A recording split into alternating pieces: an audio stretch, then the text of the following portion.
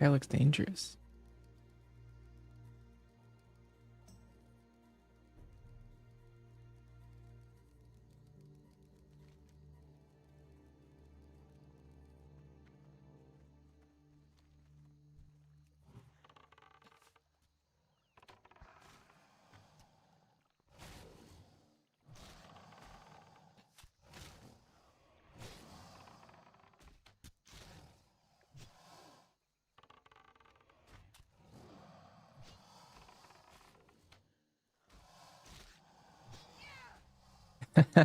Burn got first? That's crazy.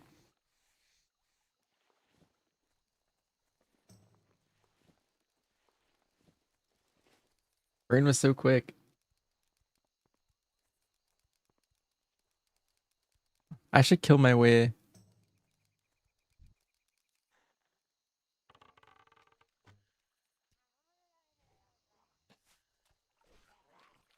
My bow skill and my axe skill is really low.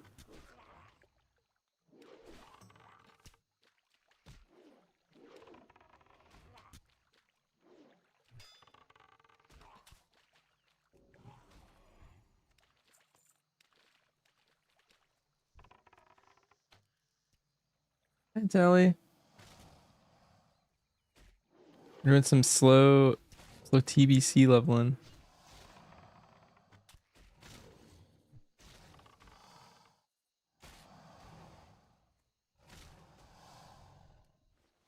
We're on the speedrun guide.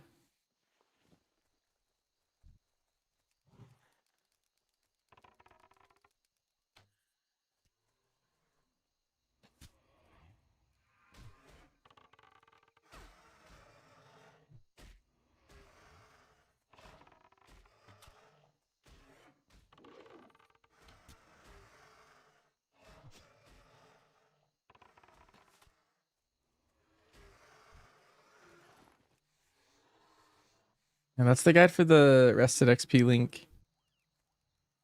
I know it's misleading because I normally have a guide link. They required that.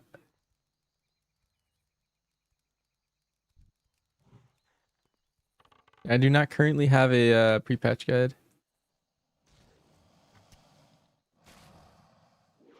I know Azertharian made one, so I would recommend checking that one out.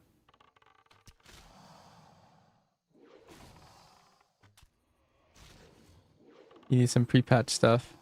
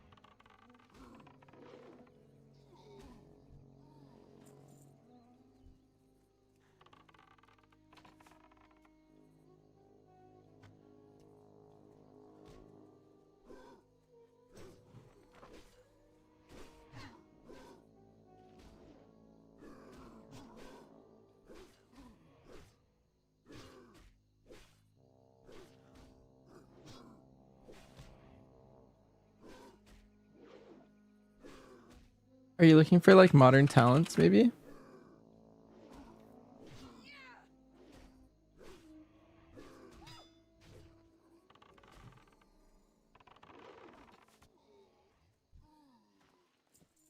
Something like that. I highly recommend survival right now. Survival is like being big, damn.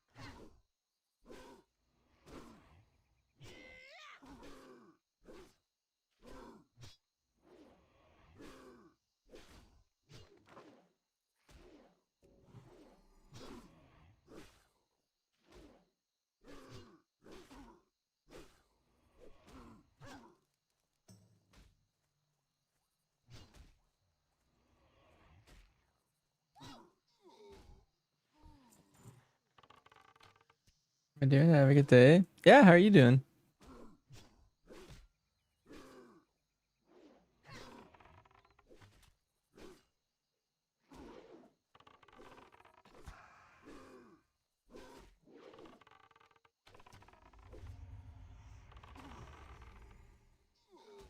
I'm leveling up all my weapon skills because I just got 2 new weapons.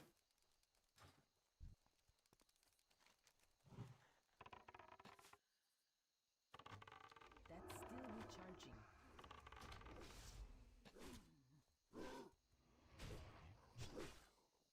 Doing some raid to gear up your new remix character. Nice. What item level did you start in at? Just curious. I haven't played any of my remix characters yet.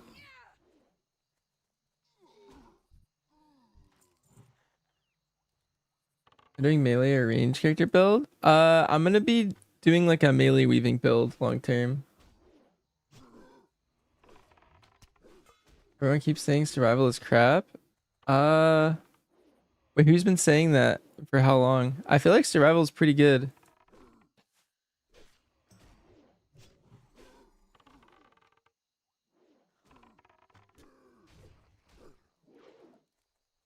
I'm gonna be doing some beta testing tomorrow. Um, I'll be doing the raid and then probably um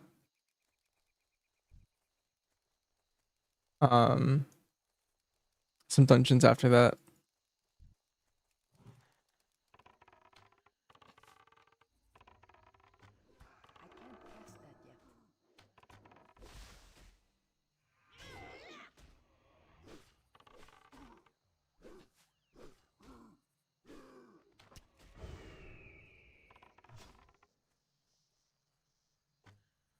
Talking about it in another stream. Oh, interesting.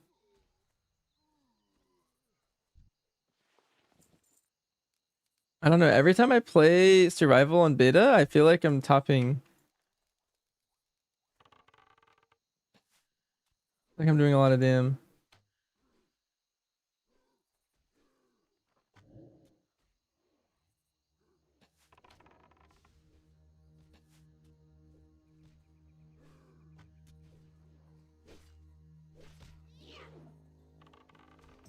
I think it's one of the top 3 specs. Potentially. Like it's a runner for meta.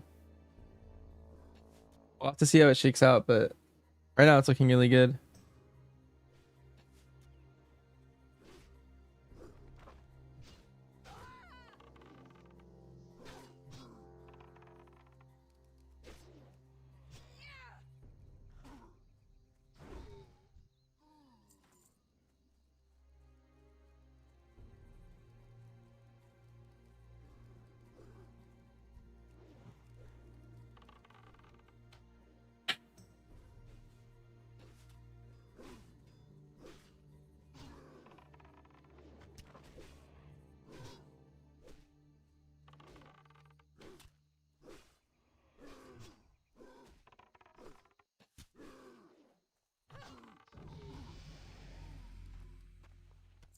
Did I see how Feral's pumping now? Yeah, the Feral buffs were kind of big.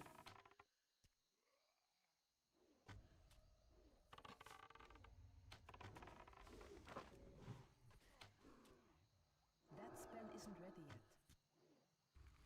That's still recharging.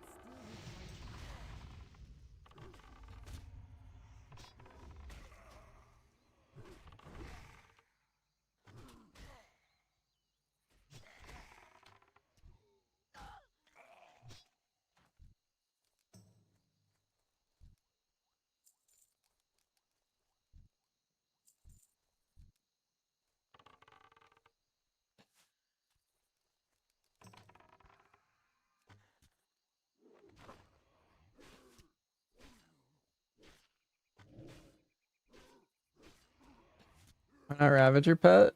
Well, Ravager's not good until you can get it in Hellfire Peninsula, because Gore is gonna be unupgradable until you get to Hellfire. I think you want an owl specifically, but my owl ran away is my answer. Why I have a crab. I just tamed a random pet until I can get another owl.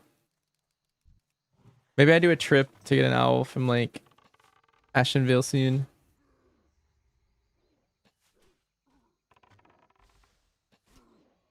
But right now I think owl's the best pet until you can go to Hellfire Peninsula. Alright, looks okay. Boom until the procs looks fun. I mean, both of them just got buffed. It's kind of nice. Druids were kind of down bad. I feel like you didn't want either back until they just buff both.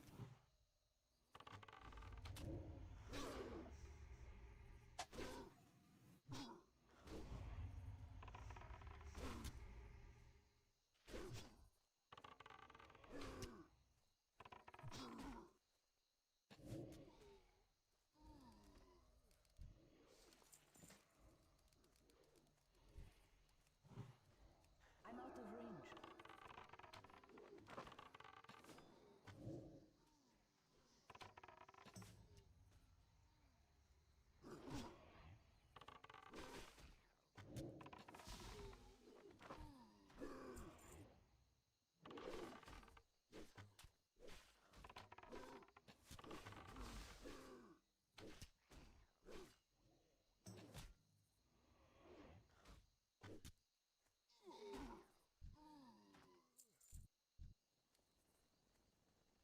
What was that? Why did this guy just...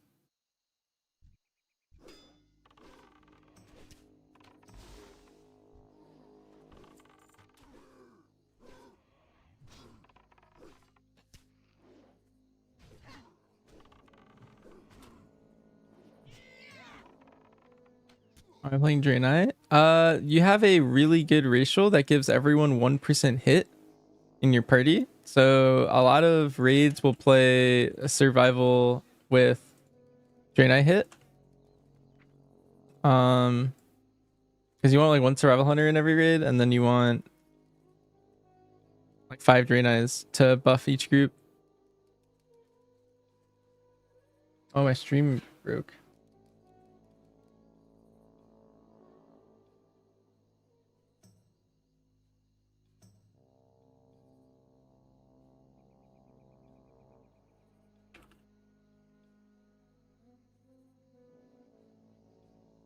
Let's see.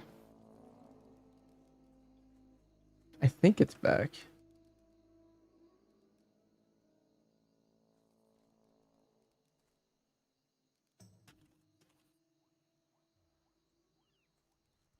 What's on your mind?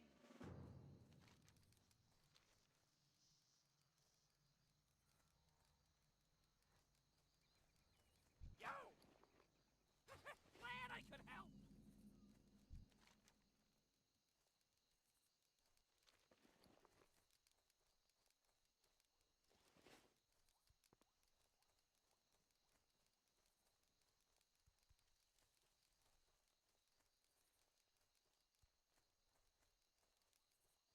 Why Draenei? Okay, so 2 reasons. One, well, I guess there's only one reason. It's for the hit passive. The passive is really OP. You basically want like 5 Draenei's in every raid and like one in each party. And a lot of other people aren't doing that, and so you basically get, no, it doesn't stack, but you need one in each party of your raid. So like in 25-man raiding in BC, there's 5 groups of 5, you know? And you want 1 Draenei in each one. So everyone in those groups is gonna get 1% hit. And it'll be really good early, especially. But as you go later and later into BC, like it'll be less important in like Sunwell and stuff, I think. Because it'll be like much more geared and have just more hit and everything.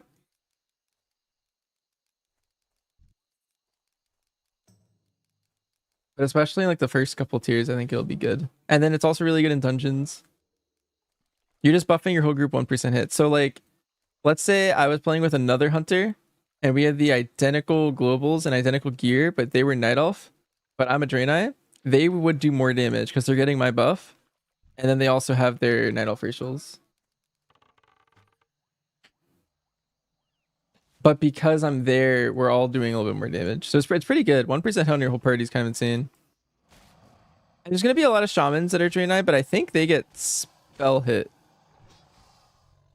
I don't know exactly how that works, but I think you also want some hunters that are Draenei's.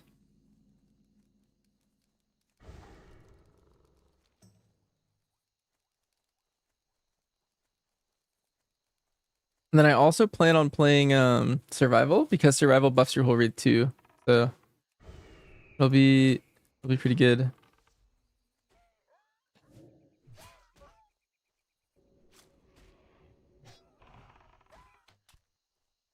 I'm gonna get interrupt. I feel like I need some interrupt.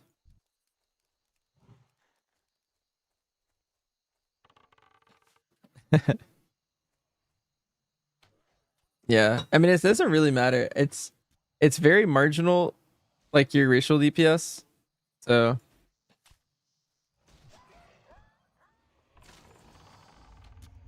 the grand scheme of things, it won't actually matter, I think. I just did this for the guild I'm playing in, potentially. I feel like it's gonna be useful.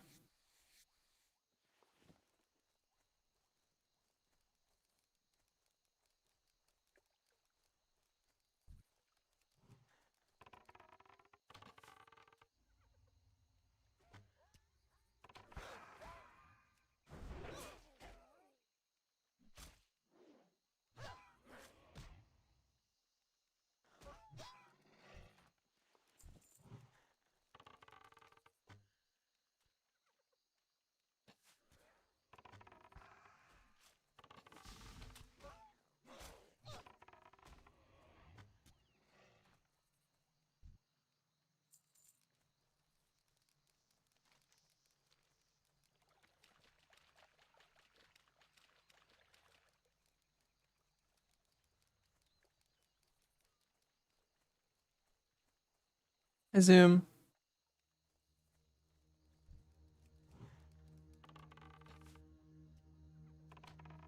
Have you been playing much survival and pre-patch so far? It's been kind of fun. I'm excited for midnight. I can't cast that yet.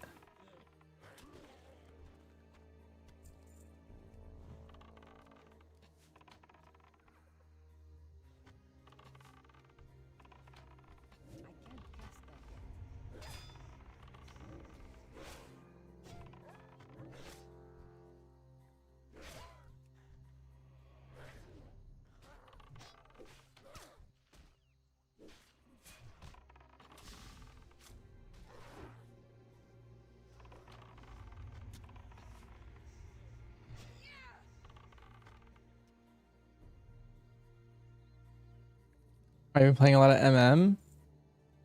Yeah, I would recommend not playing DRMM to be honest. Like it just isn't. I don't know. If you're gonna play MM, I think you just have to play Sentinel right now.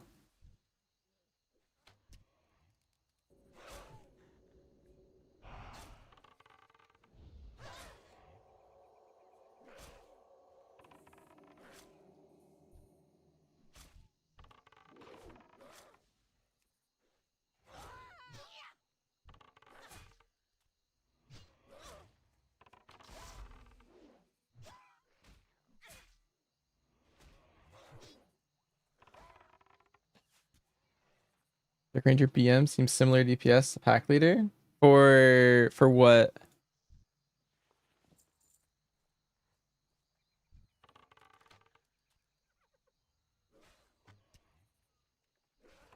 Like for raid or keys?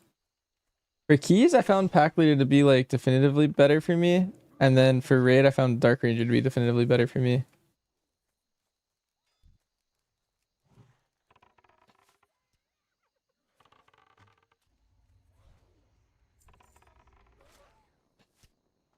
Oh, you thought them to be equal? I feel like I had like a noticeable increase, like maybe like 5% just playing pack leader.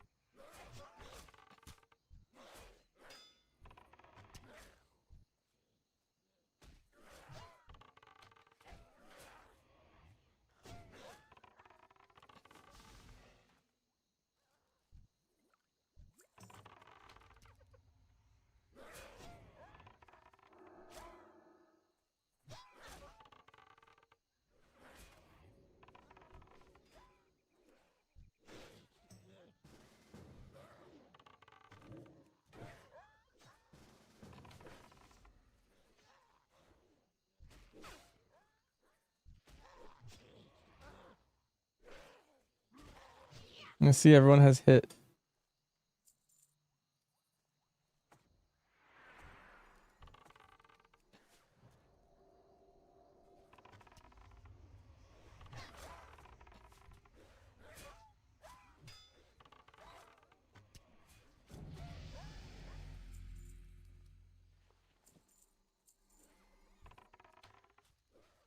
At BMPL and keys last night, and you had no comments doing damage or not because you're playing with two unholy DKs. Yeah, well, survival will keep up with unholy, but unholy's really good right now. I gotta drink some melon juice.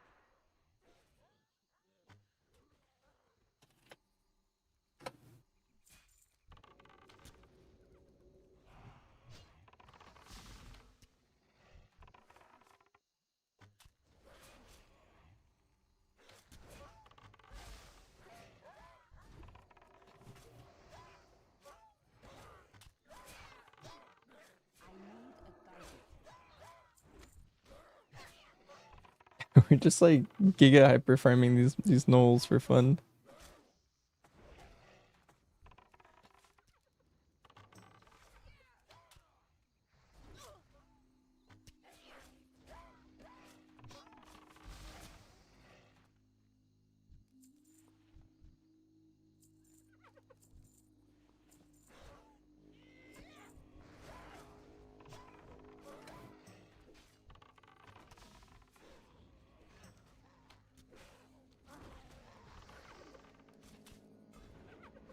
You're hearing a build that made Wildfire Bomb bleed.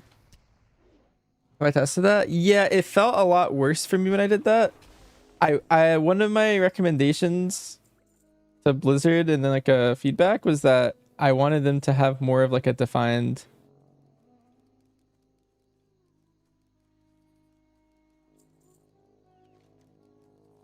like I think it should kind of have a bleed side and a bomb side, but right now I think you kind of have to play the fire build. Like the bleed build exists, it just does no damage relative. Well, not no damage, but it does less damage relative to the fire build.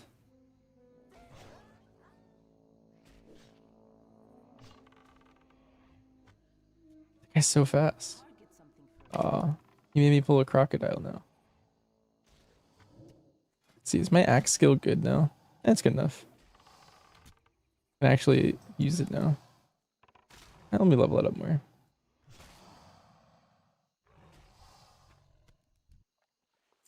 So a hard bomb build.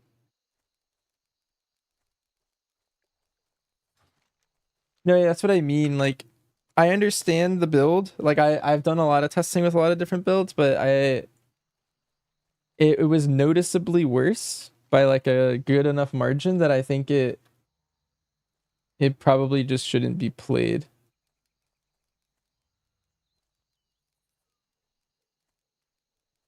Because you lose a lot of like boomstick damage. Like your bomb will go up, but you lose. I don't know. Just playing full fire build is just stronger right now. There are a lot of bleed talents, but all of them I think are worse. Ideally, they would all be buffed a little bit because I think having two builds would be really cool.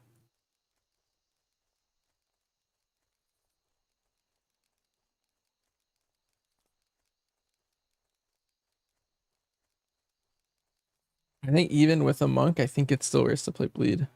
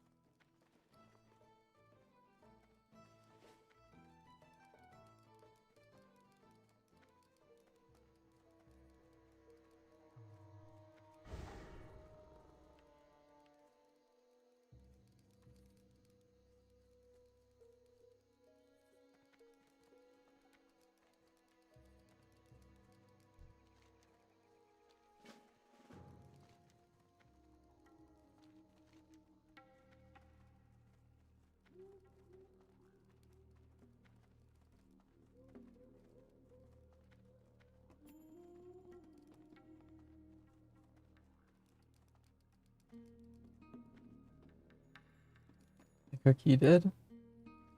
What's on your mind? Bread to me.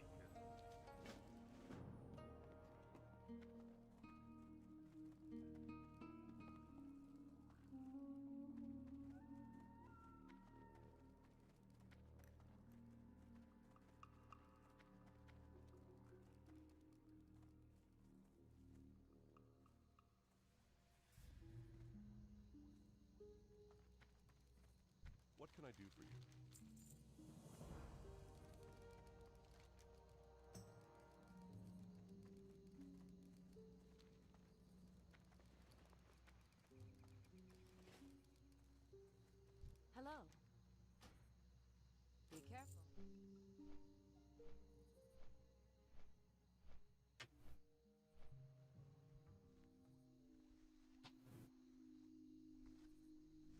Yeah, like let me pull up my talents. When I tried the bleed build, I basically did midnight talent calculator. Uh Survival import. Oh, wait, that's BM pack later. Do this again.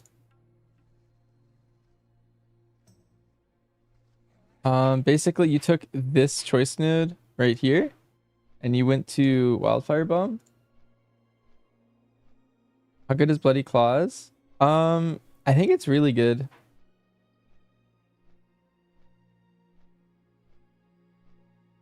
% aftershock damage for Sikkim, then you could pick up the bleed damage.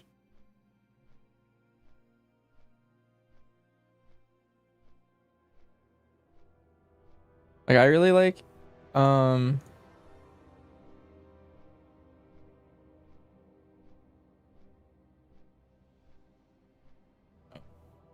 lost my link.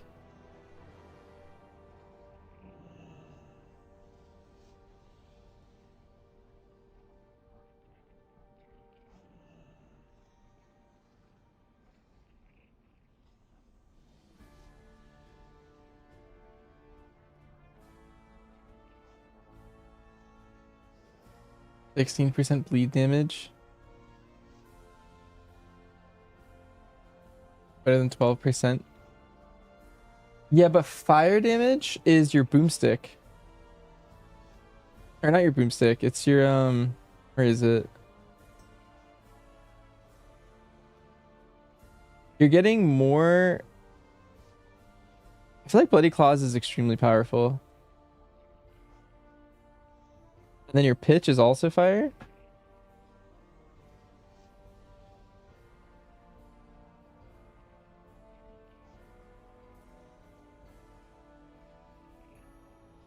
It's just this Sikkim talent is so...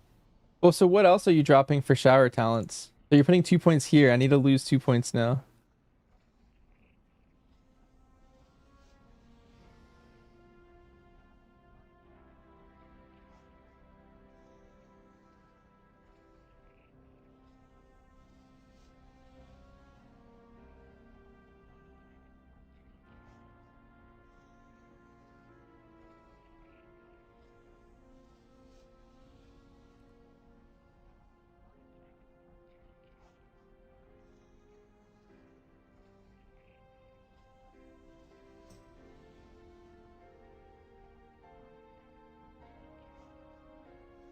You're gonna take 1 point out here.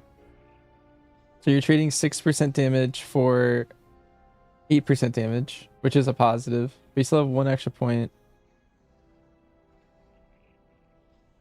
A mongoose one.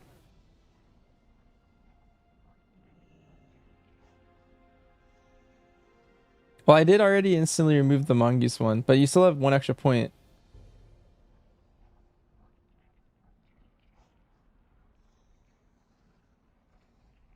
There'd be a downside. As long as you use it properly, that's fine. I don't play like that, but I think that's like fine.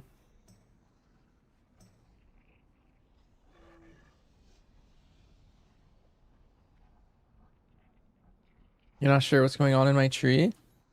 So here, let me import. So this is the build I recommend, right? I have 30 points. So the first change is you change this to bleed, is what you're saying?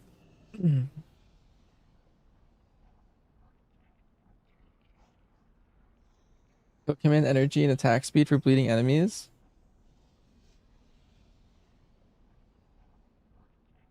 Bloodseeker? Well, the problem is you can't really...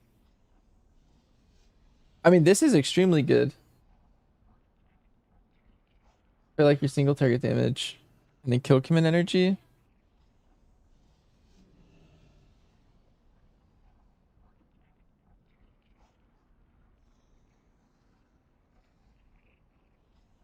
Need the energy.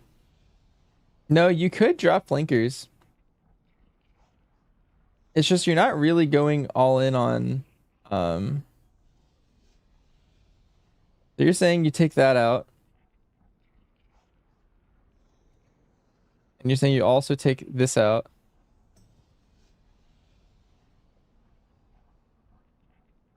Point in here, and you're saying also take this out. So this is your proposed build.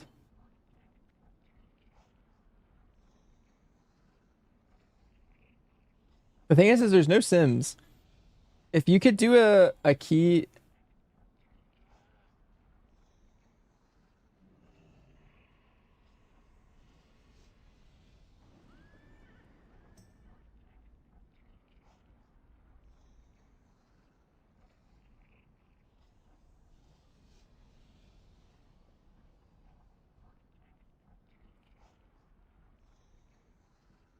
I mean, I could do this build. I'll fill this build out. Let me copy this, and then I saved it in a paste for now. And I'm gonna be doing pre-patch keys later. If we end up getting a monk, I'll give this a whirl.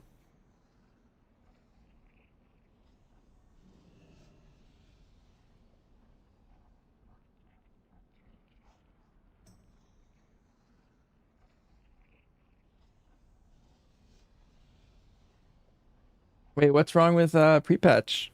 Expectantly. But you used to do for Bone Dust Brew. Kind of allows you to manage. Have I messed around with pre-patch? Yeah, I've. We did like 2 little sessions for fun. We did like some 23 keys.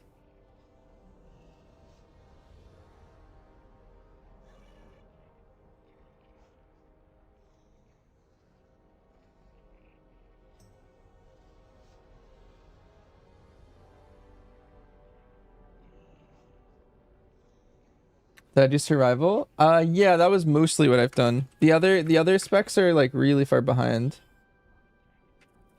These are the stats and talents that I use.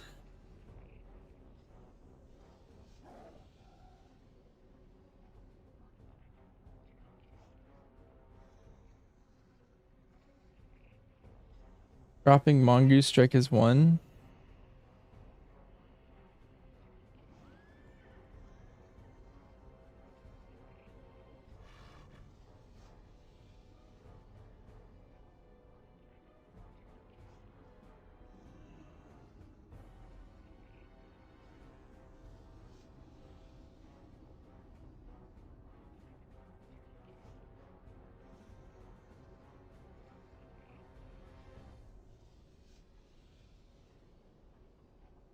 You see, the thing is this talent's extremely potent. Bloody Claws, like this talent's extremely good because each stack is increasing your damage to strike as 1.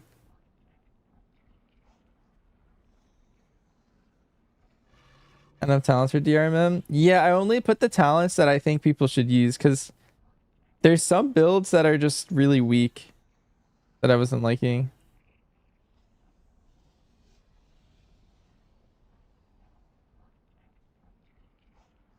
Got the Wildfire Bomb node for it. I feel like you're going all in on this right now. Let me look up the word fire.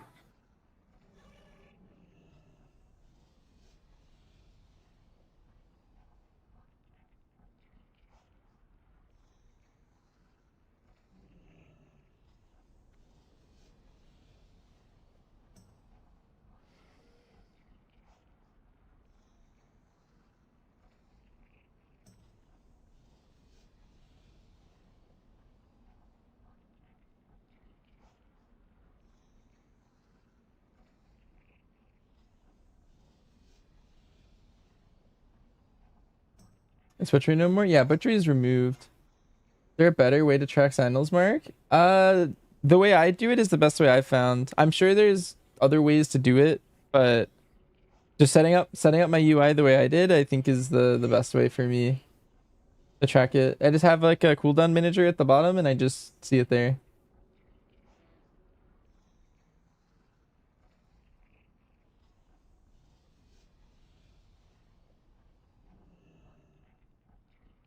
Minus 8% fire damage. Minus 12% wildfire.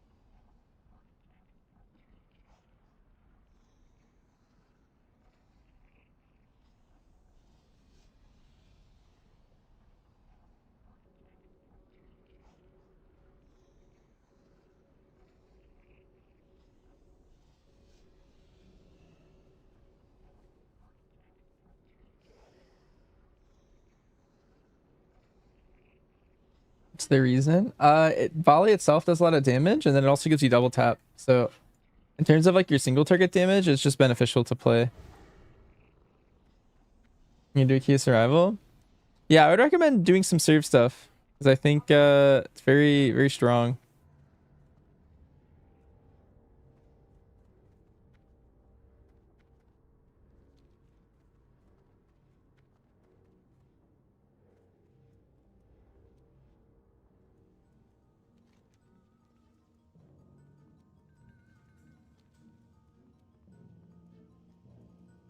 Pleased to meet you. Be seeing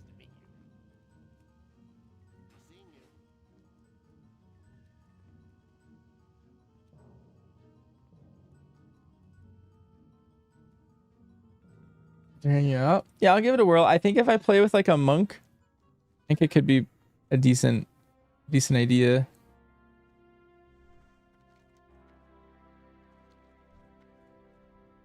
You'd have to not play with a DH and play with a monk, and then maybe it would sway in your favor. Here there.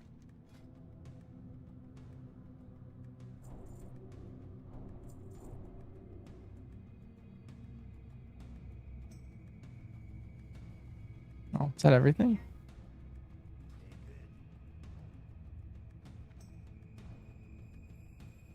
Maybe your talents are just suboptimal. Yeah, you need more points, but all those points that you're gonna get are gonna go straight into what's it called? Your Apex talents.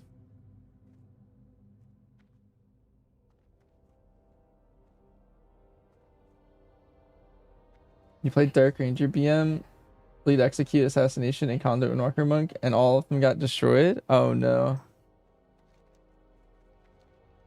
Your class spread just got like nerfed.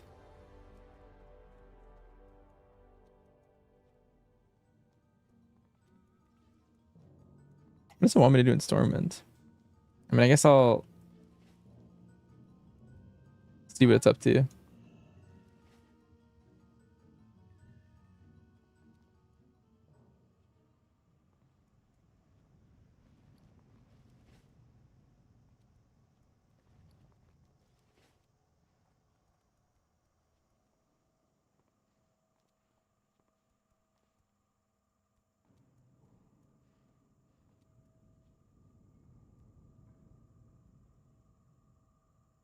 Yeah. I do think Sin is a lot better on beta than it is on pre-patch.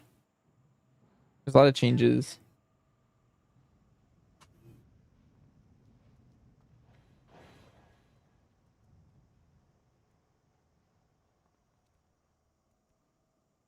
Yeah, for pre-patch you're kind of losing out.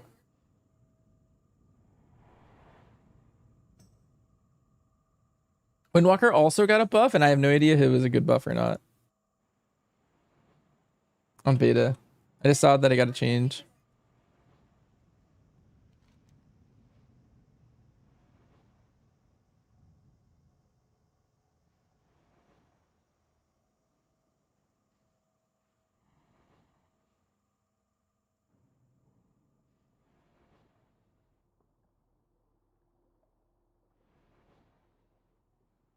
Which spec is the best for raid? A lot of them are actually pretty good. I was recommending survival for raid, but depending on the fight, MM's really bursty right now, like extremely bursty. Like True Shot got stronger from last patch to this patch, and so some people are getting like really big damage, in like the damage amp fights. Like Dimensius has like a big damage amp, and Nexus King has one, and Araz has one, and so MM's doing like big damage in those. And then BM is like pretty good at every fight, but not insane, I think. I think when I do my raid clear, I still don't know exactly what I'm going to be doing. I don't know if I want to play survival or yeah, I don't know. There's a lot of good ones in CNC. Would you like to purchase something? What does he want? Wants a bronze tube. Thank you. Very good.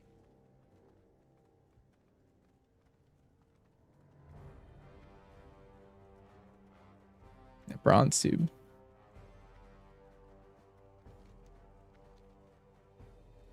Still seems about like low B tier thing.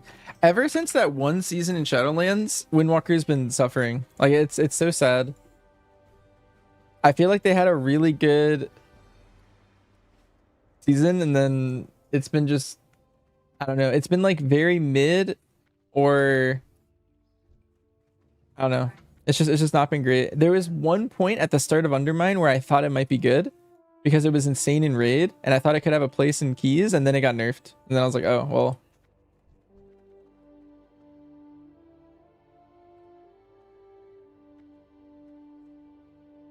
SEF clones duplicated conduit damage.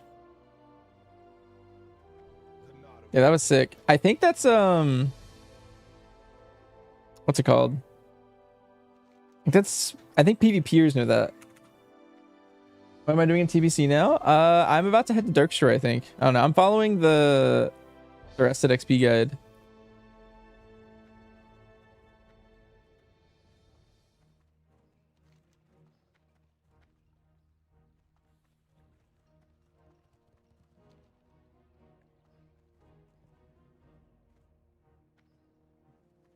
You need something?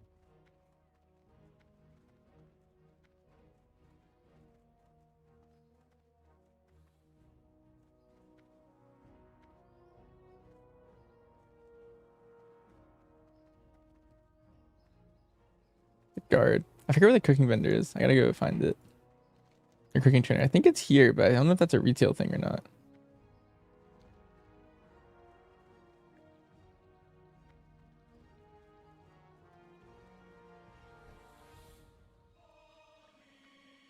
Well met. My season discovery. Yeah, I only did the first part of SOD. And then I never went past it. But I kind of wish I played the very last For the Alliance. season of it. But I didn't really want to like catch up at that point, so I kind of just like didn't. But the first season was pretty fun.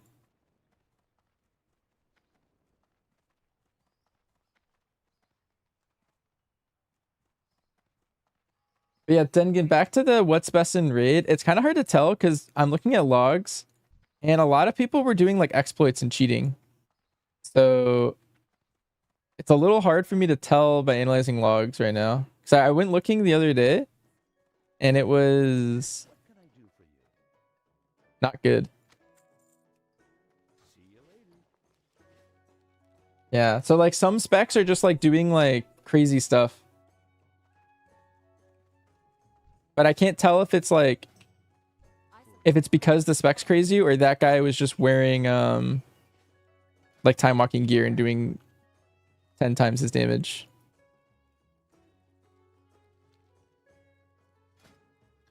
Let's see. Let's buy like a bunch of this.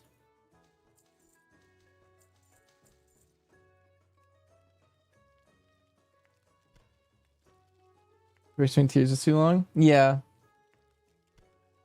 That had a lot of like little problems plaguing it.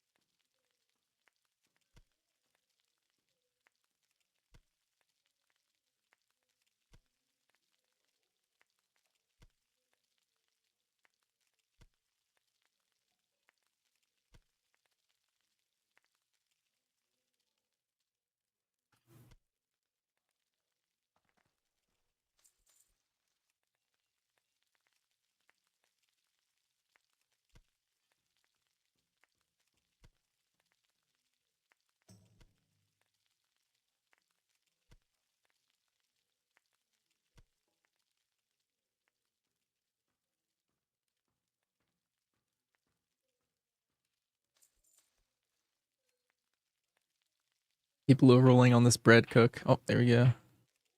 Safe travels.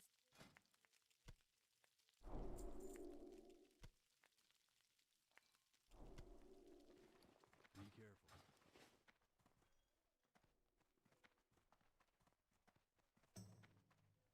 How are you?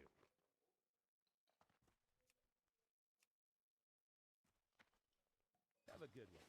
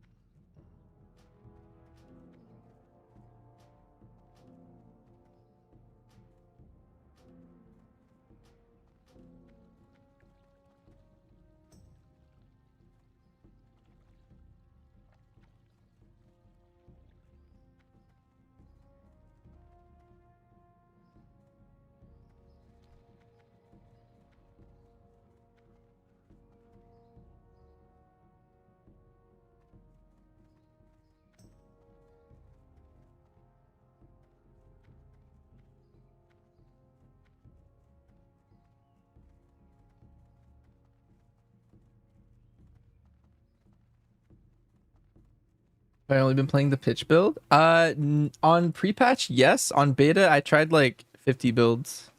I tried no pitch. I tried like little takedown stuff. I tried going all in on takedown. I tried, I don't know, many different builds. But on pre-patch, yeah, I've been just doing like the one build that I have in my sheet.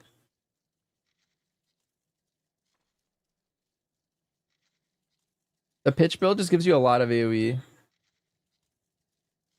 You suck at it, but it feels kind of clunky. The one thing that people are misusing it for is it gives you a bomb. That's all you're hitting it for. You don't actually hit it to do damage with it. And that extra bomb that it gives you basically gives you boomstick. So like the way I think about boomstick is it's a 45-second cooldown. And every time you hit bomb in AoE, it's 10 seconds off of it. And so that's 4 bombs. And every global is like a second dish. So in between every boomstick, you throw 4 bombs and then boomstick's back. Right? Because that's 5 globals. It's the boomstick global, it's the 4 globals from the bomb, and then it's 10 seconds from each bomb. And typically every time you hit boomstick, you're going to get like around 2 bombs at the end of that. You can throw both those bombs. You can pitch, get another bomb. And by the time you did all that, you probably got a Lunar Mark proc somewhere in there. And that's your 4th bomb. And then you can boomstick again. So pitch basically just gives you a boomstick really fast. That's like how your main thing of it is. Do you tip it? Yes, because you can get a Lunar Mark off of it. You want to tip everything. You tip every single button. You never press an untipped button. With the way Shrek is 1 is a lot of damage. And Lunar Mark procs gives you a bomb, or not a full bomb, it's like half a bomb. But you just want to get one Lunar Mark proc in between every boomstick, and you'll basically be able to flip through it. Don't tip pitch? No, you should tip pitch for sure, 100%. Because you're gonna get a strike as 1 because you tipped it, and then you're also gonna potentially get um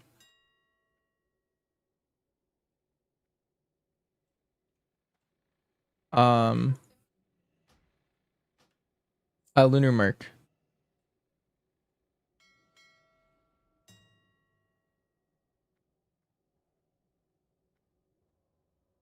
It's so expensive.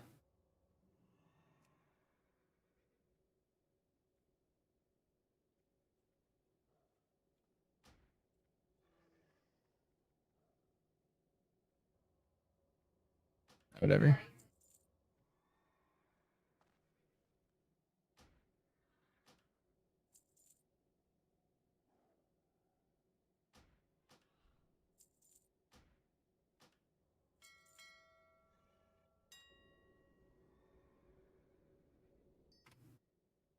Wild non-tip bomb replace old tip bomb dot. I don't know about that one actually.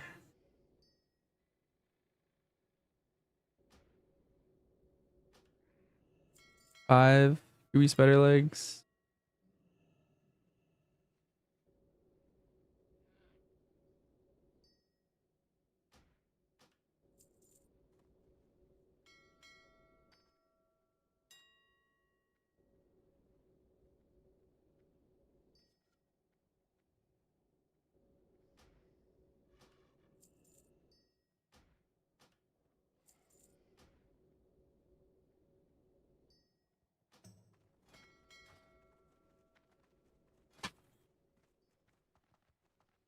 Let's check our mail.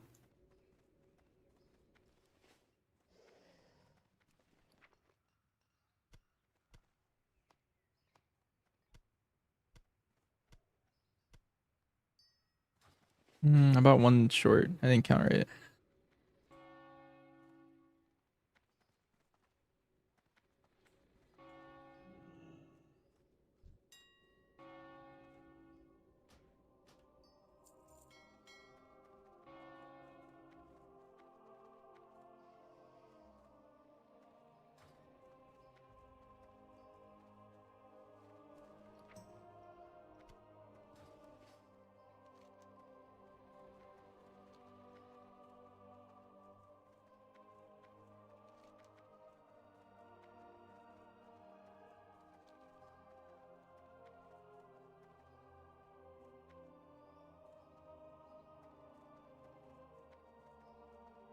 Morning, Alfie. Yeah, I'm trying to schedule some pre-patch keys later, but until everyone's on, I'm just gonna keep TBC leveling, chilling.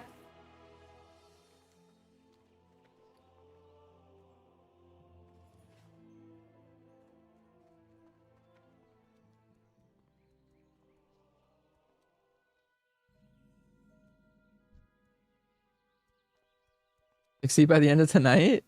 I'm 25 right now. I feel like I could hit 30 tonight with the stuff I do in pre-patch. If I don't play pre-patch at all, I could probably get like 30, like 2 or something. If I make good pace, it's like 5 levels a day.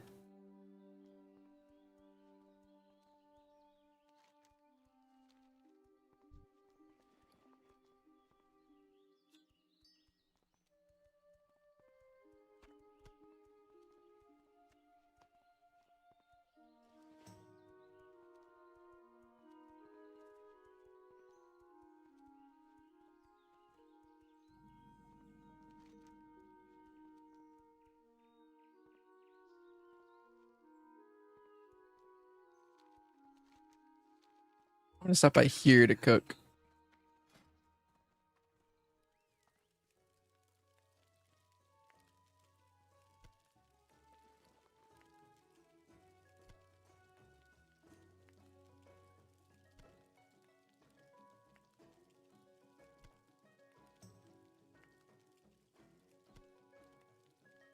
Oh, I hope every boar meat rocks a level.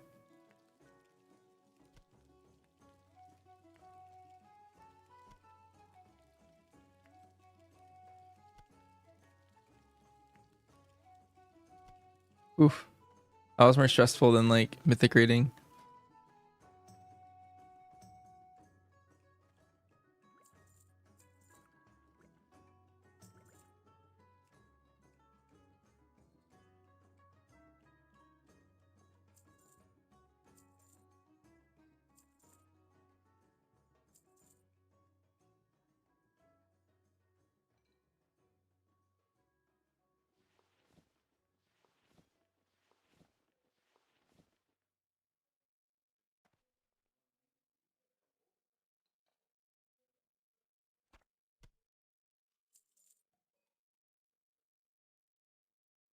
Oh, this randomly have an upgrade in my bags. Nice.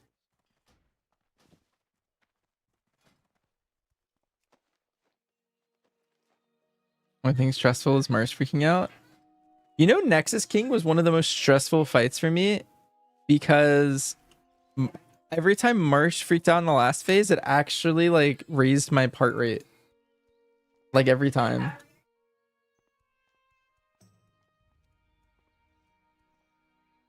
Like I was actually, my heart rate went to like 120 or something on the Nexus King kill. But also just our strat is stressful for me. It's funny because I stream a lot, right? And I'm really comfortable talking to chat when it's like on my turns, but like stressful vocal comms in like a 3-second window also stress me out. Like if I have to say like I'm left or right or whatever, like really fast, that stresses me out. So like I would, every time we hit the last phase, I would like purposefully not position in a spot, even though I think I'd be really good at like going left and right, but like the stress of saying left or right. made me not want to get the mechanic. So I left it up to like Hawk and other people. Should we stress me out for future practice? Uh, I mean the thing, it's like forced comms in that scenario because like normally I don't really mind talking. Like I've done a lot of talking throughout my life. Like I used to teach a class in college when I was I don't know. It was completely fine. It was like that. It's like that quick um I think like how to word it, but it's like you don't have time to think and you need to just like talk without thinking, I guess.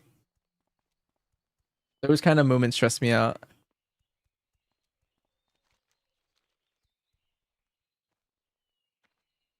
And our strat for that boss was specifically like don't do anything, don't think. You have to instantly call left or right so that the other person can adapt.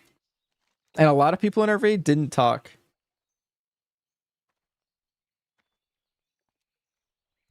And so whenever I got it, it was pretty much up to it's mostly up to like me or like a couple other people in the raid if we got it to like shout which direction we're going. I don't know. That whole concept stressed me out. So at some point I was just like, I'm gonna position because it always like picked up like back left and back right of that boss or the two people who got picked. And you just call which way you're going. Yeah, and then if both talk, then what? Oh, simple was a serial not talker. Every time I got paired with simple, it was really stressful.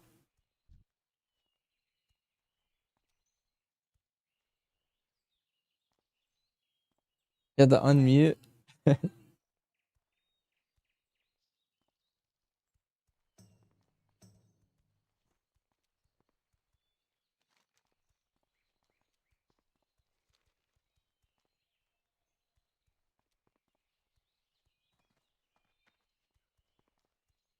It was also stressful when people didn't follow the weak aura and they shouted. Because we also had a rule where like, yo, Elf, thanks for the gift sub. Now Simple's here forever. But like the stressful part was so we have a weak aura, right? The weak aura at the time would just tell you exactly um like which way you're going anyway. But the problem is that people would we like prioed people who screamed the wrong thing as long as they spoke. Like vocally speaking, hard prioed over the weaker.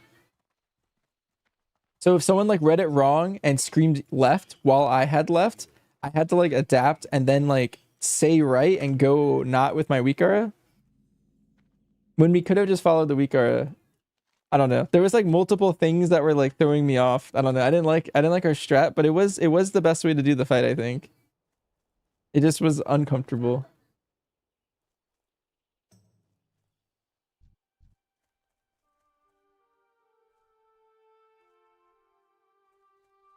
Need help? Got mad because people wouldn't follow it. Hey there. See you around.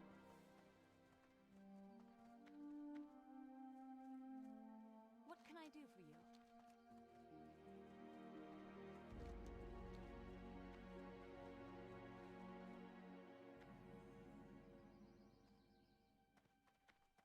Yeah. I mean, the right answer is to do what we did. Like, you have the Weakara as like a guide, but you prio voice. It was just stressful because I don't like those scenarios. Especially because I jumble up my words if I'm like super stressed out like that. And so, like, What are you looking I for? don't know. See you around. It's so much easier to just follow the thing on my screen. Hey there.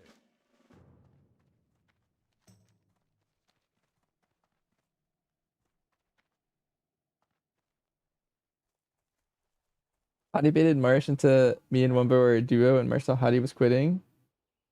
Oh no, I didn't hear about that though, LV. What can I do for you?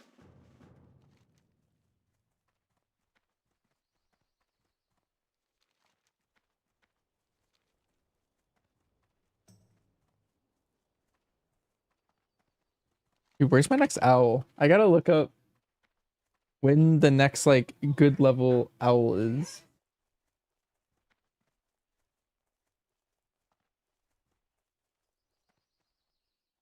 See. Go to good old Petopia. BC tab. And then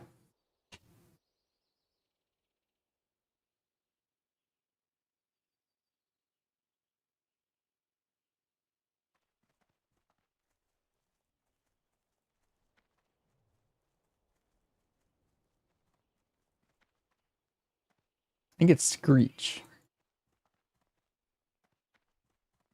No, is that the one? No, that's not Screech. What's the thing called that I care about?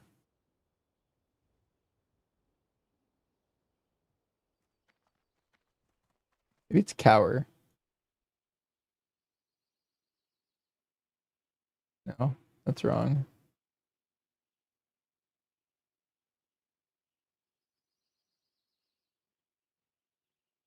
Talk to me later. Bye, Rep Red. Yeah, yeah. If we get a monk, I'll try your bleed cook and see how it feels.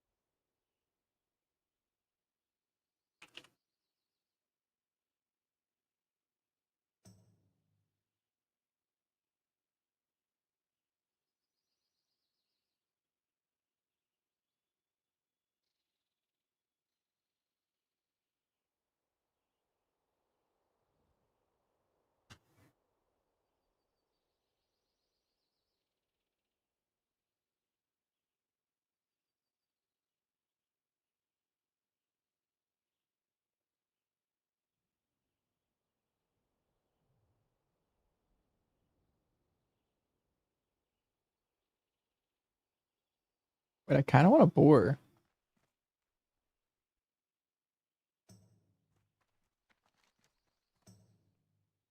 I'm gonna go team Belly Grub after this. Here's up 25. Apparently that guy knows Gore.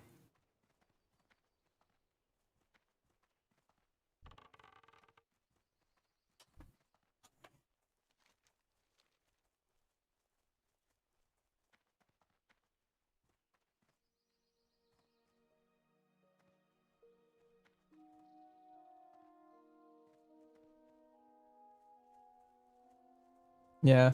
Yeah, simple. I've heard that story from a lot of different guilds actually, where they also struggled with the weak aura for a long time.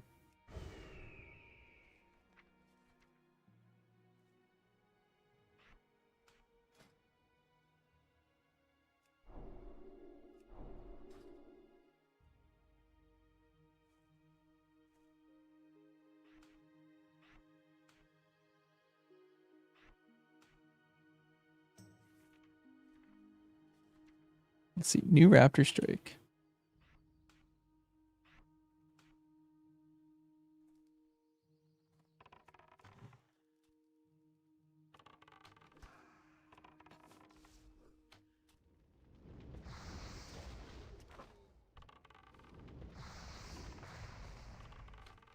Not everyone you can bait it. Yeah.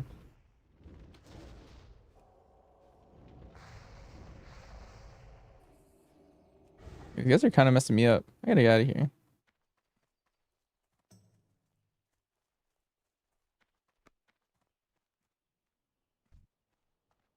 That spell isn't ready yet.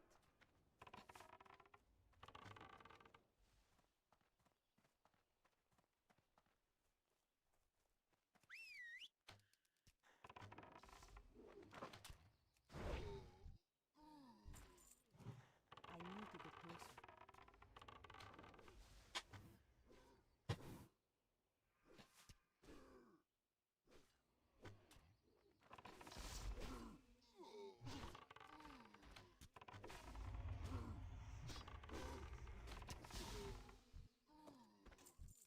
But like the entire camp. Sounds kind of scary. Practicing for hardcore. I think me and Anno might do a hardcore playthrough some point. Probably not with the new expansion coming out, but maybe like later. Maybe when season 1 dies out. What is this?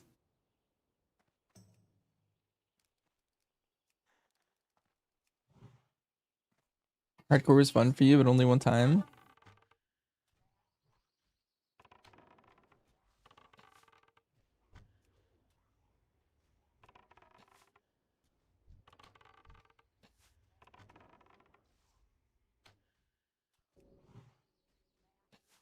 How far did you get, Simple? Did you completely beat hardcore?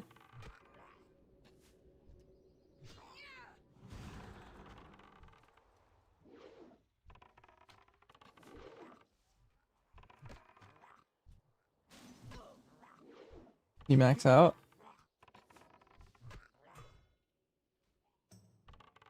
Just wanted you to rate 3 days.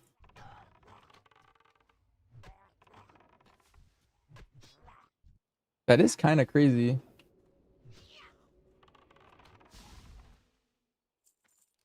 I never maxed out. I have a level 30. So I tried hardcore twice. I got like a level 30 alliance hunter. And then I kind of got bored and stopped. I think it's because I'm playing solo and off stream. I think that was the two things that went together against it. I think if I was streaming it, I would have enjoyed it more. And then if I had a duo, I would have liked it a lot more. But then when Only Things went Horde, I tried it again. And I made a Horde Hunter. I got to like level 30 and then I also quit. Your group, some quests suck. That's true.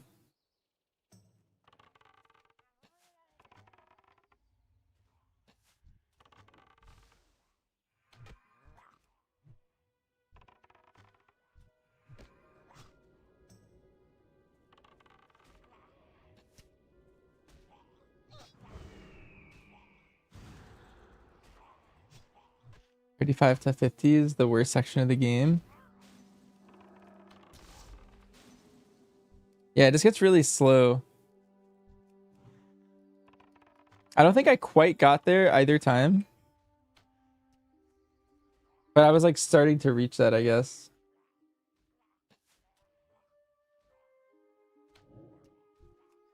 The good thing about BC though is you need less XP to level up. And I think that range of like levels is a lot better.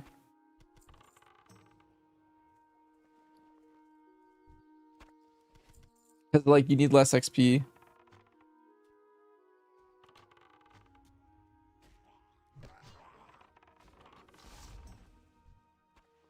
Whenever they do Classic Plus though, that'll be fixed, I think, because there'll be more content, hopefully.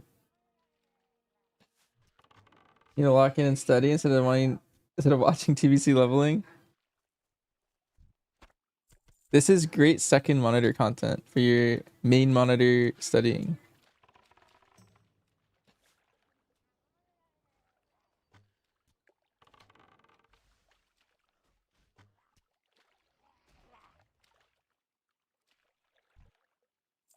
You just like exploring. You don't really see these areas in retail. I think it's a problem with retail. I think they realize that's a problem in retail too. Because like next expansion, Midnight, is just redoing all of the area up here, right? It's just these like 2 zones that they like redid, right? And then the next expansion, which is The Last Titan, is just redoing Northrend. I think this is a good direction for them. Like, what if the expansion after that, just hypothetically, was just redoing like this area or something? Or like this area? Or maybe it's a patch, right? Like they just redo this place. I think that's kind of a good place to move towards.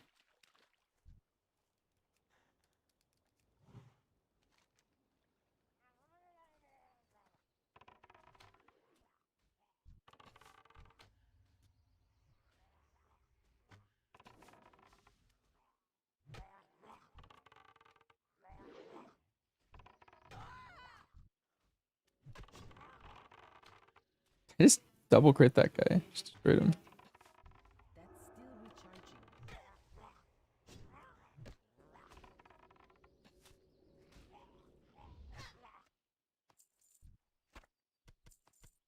recharging. Yikes, over an hour.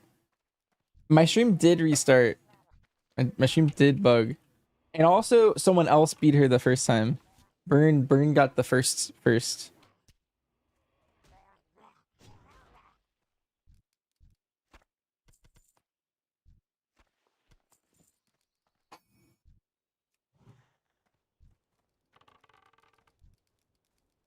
That guy just disappeared. Where's he going? He just swam across the river.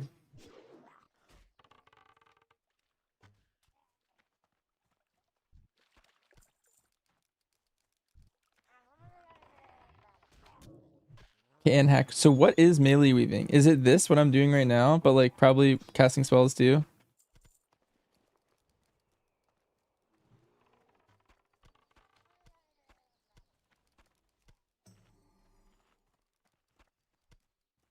Yeah, pretty much. Okay.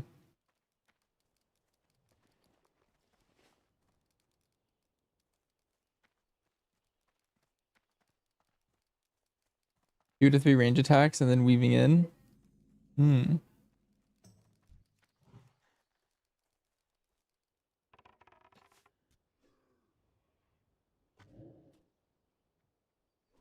Something that I like doing is like splitting the mobs with my pet. Because then I can just do that. It's kind of sick.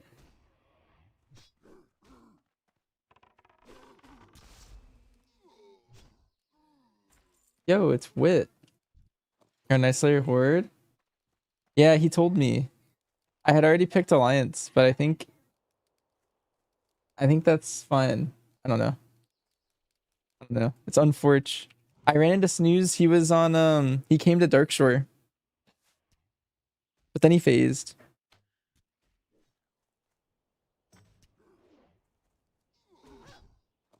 I can't attack that.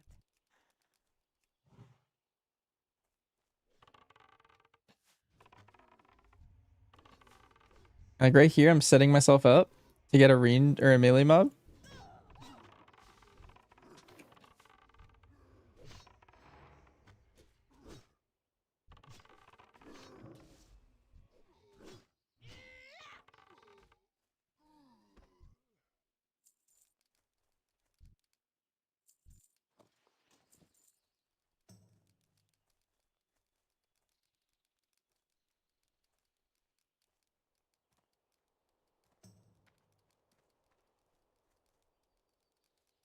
It's kind of fun. I feel like I can take out a lot of mobs doing it like at once. Grunts and outrunners is what I want. I wonder if there's any in here. Am I just vibing or I think I'm actually gonna play it? I think I actually might play at least okay, so I'm doing the first week. I want to raid the first week and see what happens. You guys are all sentries.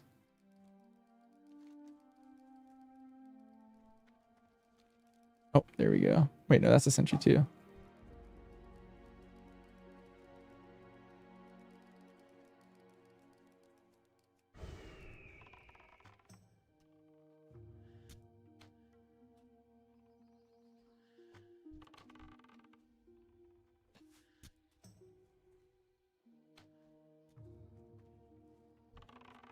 Weeks after launch. Yeah, I want to raid the first week, but then the problem with is Midnight comes out a week after the raid comes out. I think if I read those dates all properly.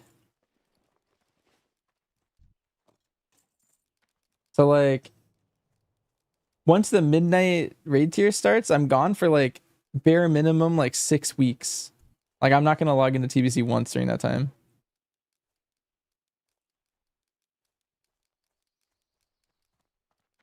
Yeah, I gotta do the Kara attunement. I gotta do some like heroics probably. I don't know when those launch, but everything just spawned at the same second. Sick. Attunements, Bedge.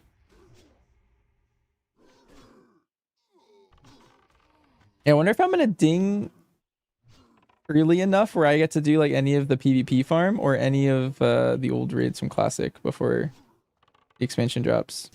I think I'm pacing myself where I'm gonna ding like the day before or something.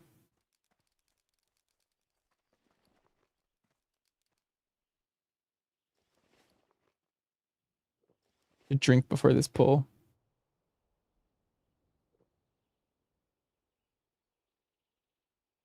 That's gonna mount.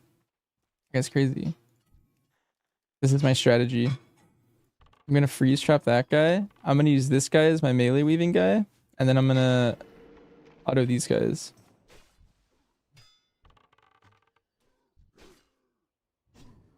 Yo, Byzantine.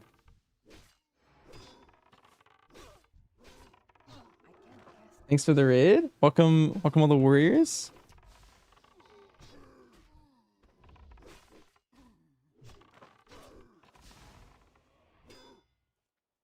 That spell isn't ready yet.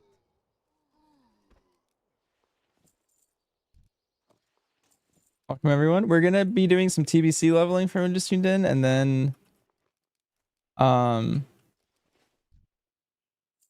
at some point I'm probably gonna do some pre-patch keys for fun. What were you guys up to? How you doing, Byzantine? You doing pre-patch or like beta stuff?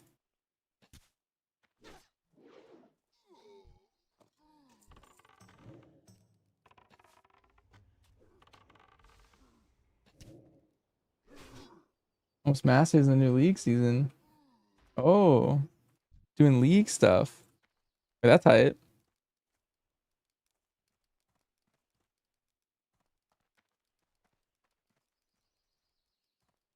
Nice.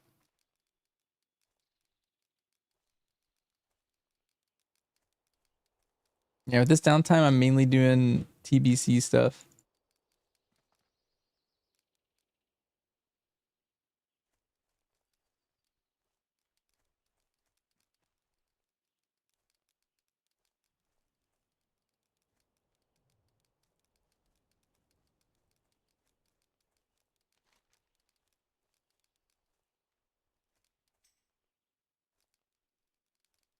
This is the 4-piece.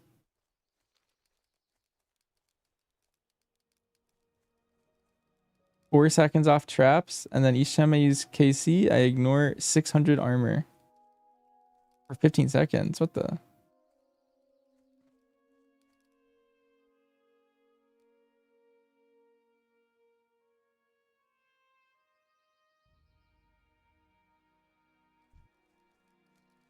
Oh, I think you guys are maybe in ads, but yeah, thanks again for the raid. Much appreciated.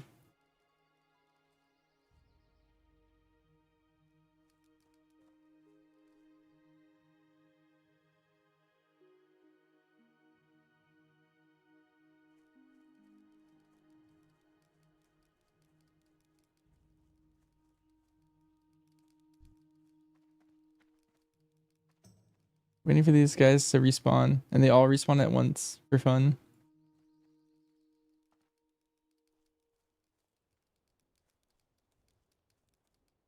I guess I'll just kill random mobs for XP or something. 600 ARP. Yeah. And heck, how many Drain Eyes do you think you want in a raid? Because you're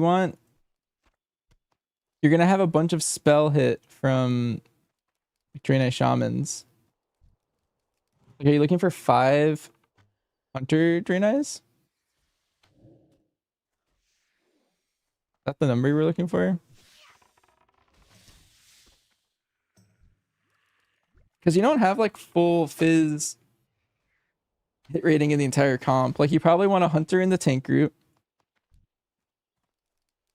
And then like Hunter in like the melee group. I feel like that's probably it. I don't know how many Hunter or melee groups there are. Probably a lot. I feel like you probably have like 3 Hunters plus.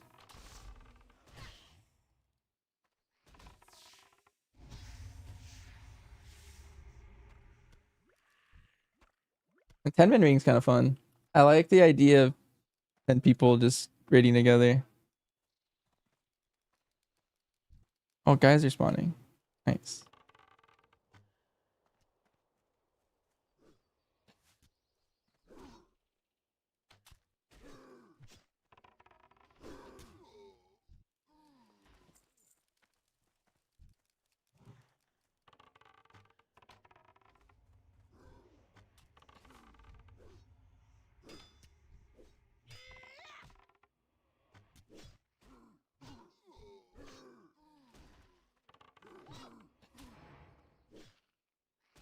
I can't guess that.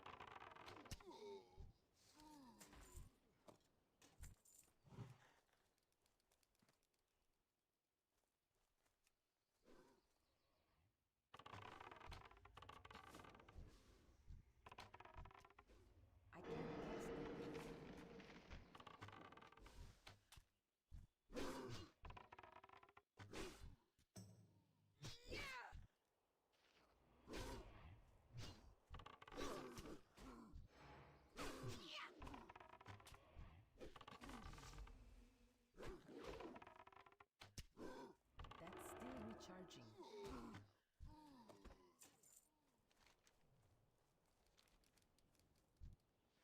Nice. We did our quests. Did I try any of the raids on PTR? For BC or for Midnight? For Midnight, I did all of them.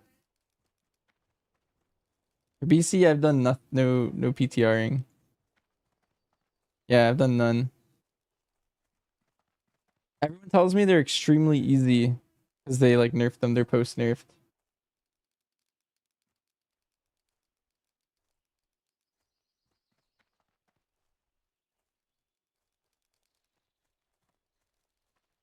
Is tier 5 and tier 6 also post nerf?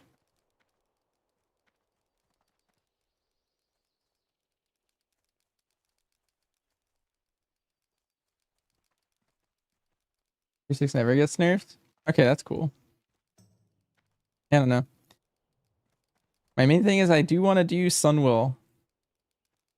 I'll probably upkeep my character to that point. So I never prog Sunwill. And that raid seems cool.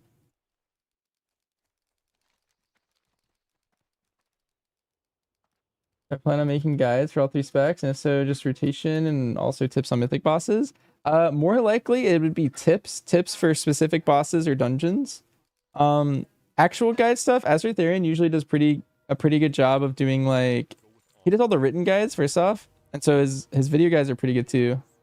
So I assume he'd be doing all of those. If he ever doesn't post one, or if my community wants me to make one as well, then I would potentially make one for like whichever one's the strongest.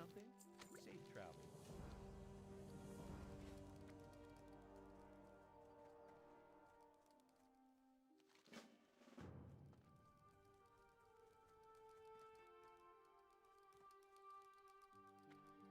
I don't know about Sunwell yet.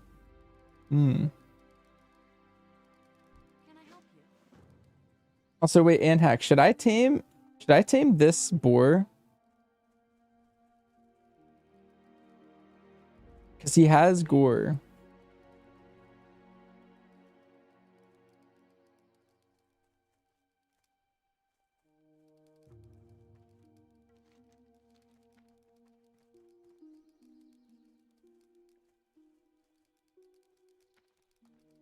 Yeah, belly grub.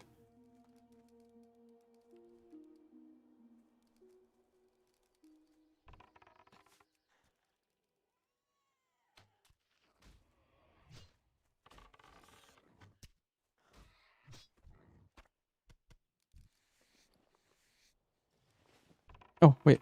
Oh, almost just killed him. All right, well, bye, crab. I'm sorry, buddy.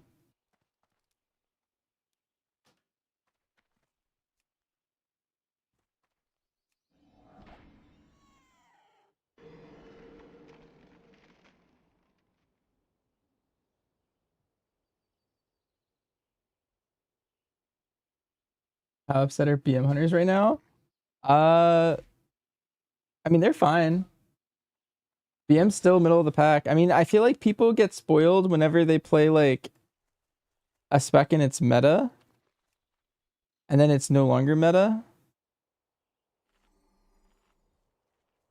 Hey, what's his diet? Yeah, this guy eats like anything. Bread?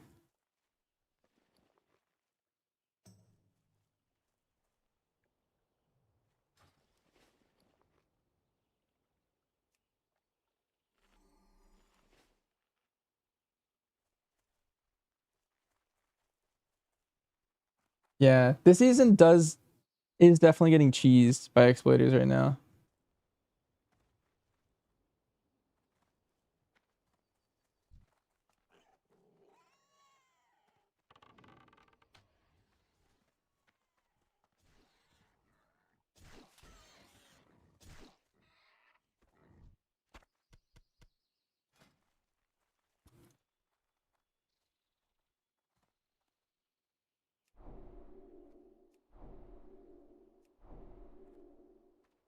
Let's see. He learned growl.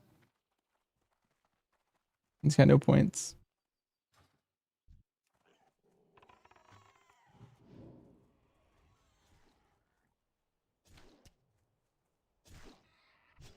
I don't know. Hunter's not always meta, and so I'm pretty used to being like middle of the pack. I don't know. Most seasons it's been middle of the pack. I think I've gotten title for 10 seasons, I think. Is that how many there have been? And out of all of those, survival was meta for 2 of them, and BM was meta for 1 of them. And then otherwise we were like very mid. And this upcoming season, survival's looking to be potentially meta, and we'll see how that pans out with like future tuning and stuff. But Need help? that'd be the 4th season out of 11 where we were meta.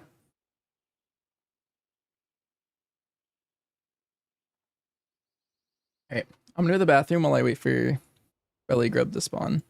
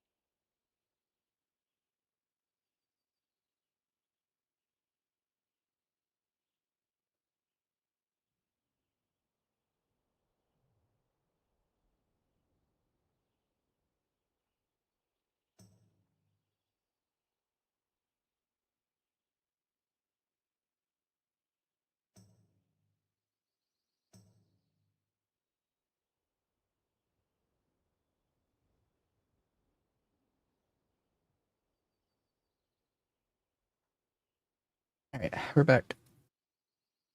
Is survival complicated? No, not really. A lot of people compare it to BM in terms of like the general rotational complexity.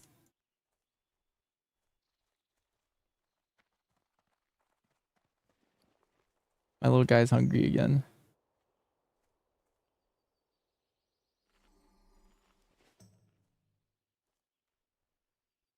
You think it's really fun now?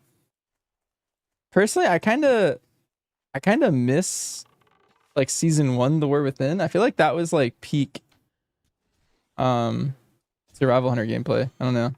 I feel like they hit it perfect and then they like got rid of it. And season 2 and 3 were identical almost. Like they didn't really change much. Like season 2 and 3 was pretty much the same gameplay. So I don't know how the fun's that much different.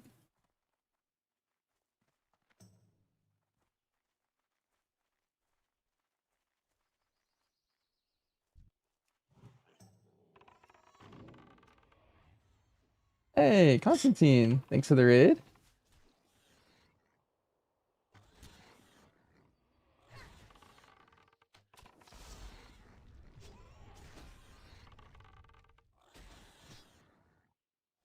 What's up, G? We're doing some TBC leveling, and then we might do some pre-patch keys later for funsies. My rank 100? In PvE, yeah. I get the Mythic Plus title every season on Hunter. I've gotten it for 10 seasons now. But right now we're on like a little TBC adventure.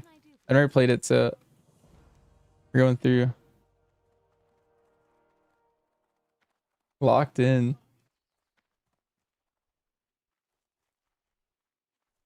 Welcome, Raiders. Hope you had a great stream.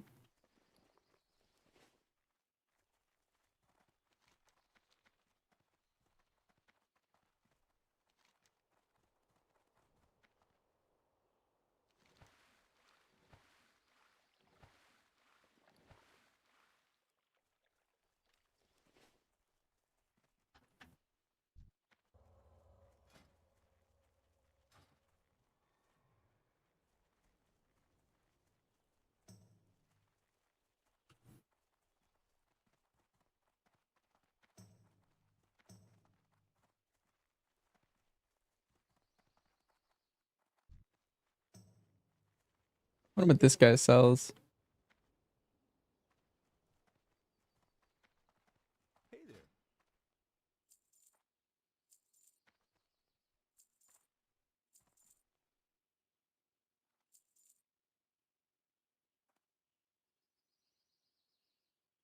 See you around. Is top DPS Hunter melee weave or not? We had an argument. In BC, yes. I think it's like a 8% damage increase to melee weave.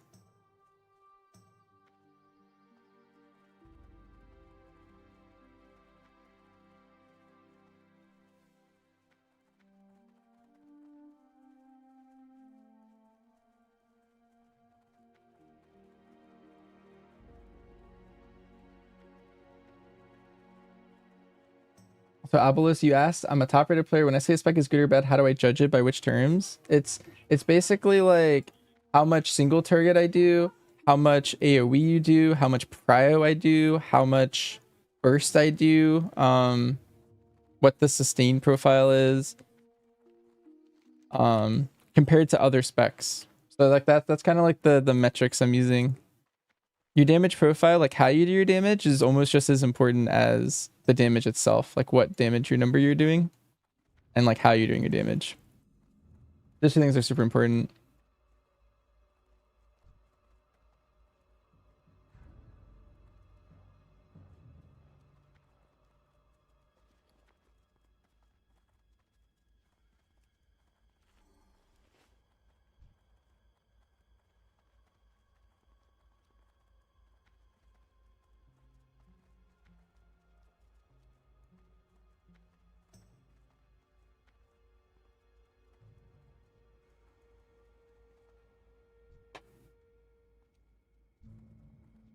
Guy sells rare goods. Talk to me. These are lame.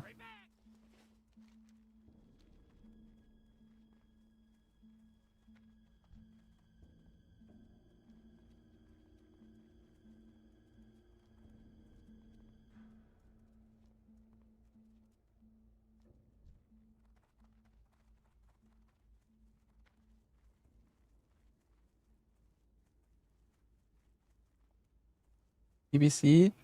Yeah, I think they're asking for TBC, and my answer was yes, it's like a 8% damage gain.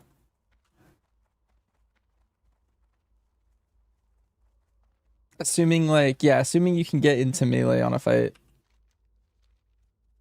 Like I could imagine like a fight where you're trying to like spread in range, like maybe like Gruul, like right before a shatter. I feel like you wouldn't be melee weaving like right then. Because you're trying to like spread.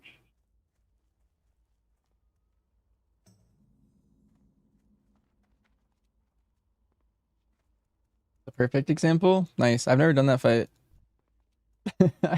I've heard rumors.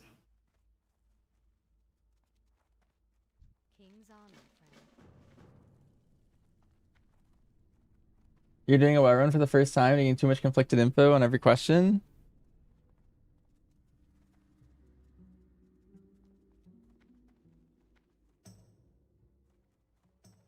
Help you find something? In your chat. Uh yeah, a lot of people play the game just like differently.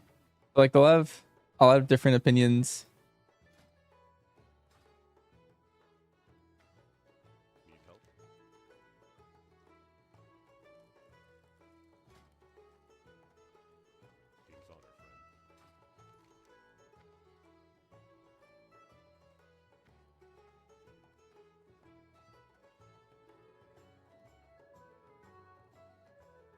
honor, friend. Well met. I need to fly to Stormwind. Just my opinion. Nice.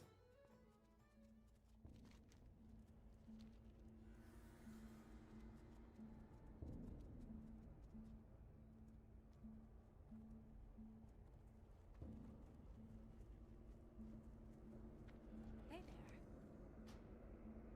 Safe travel.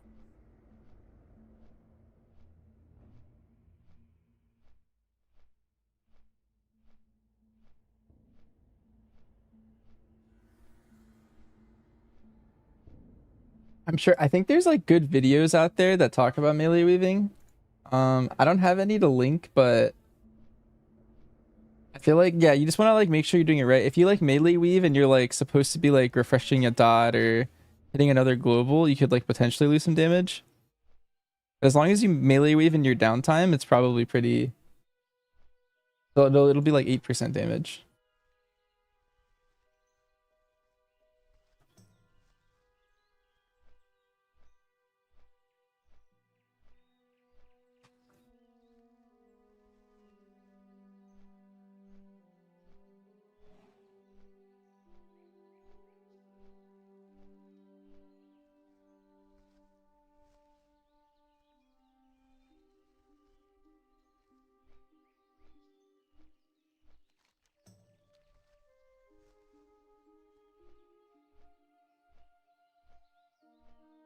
So much else to learn. I agree. Yeah. I would if you're new to WoW, I would recommend not melee weaving and not caring about it for like a while.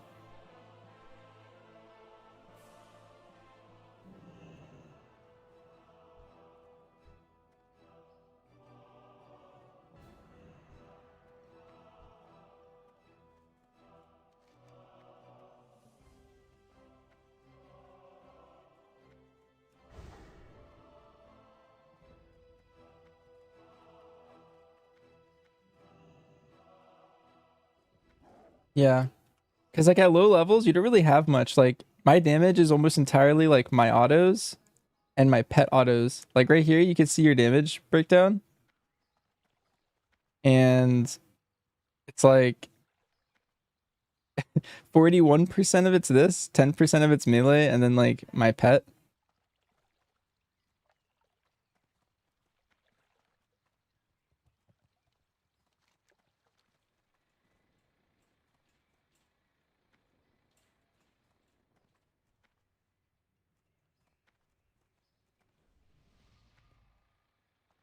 Yeah, addicted to the world buffs.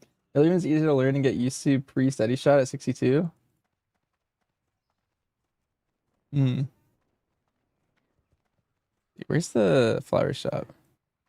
It's there.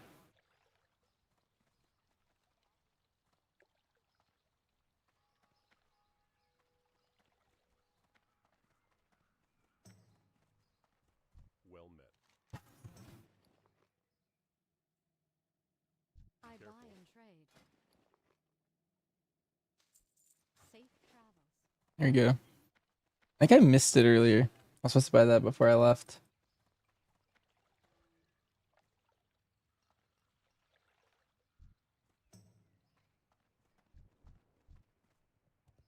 I will say, Constantine, I normally play retail well, and so I'm not an expert at TBC. But if you ever get a retail question, um, I know like many, many, many things about Retail Hunter. Light be with you. Light bless you.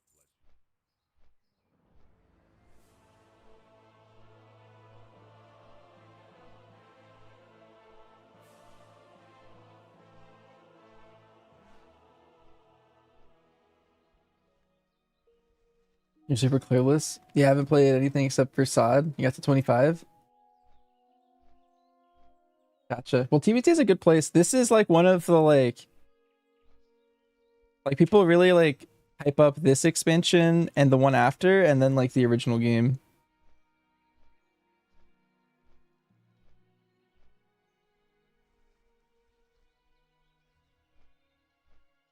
Like those are like the three like favorite parts of the game people have.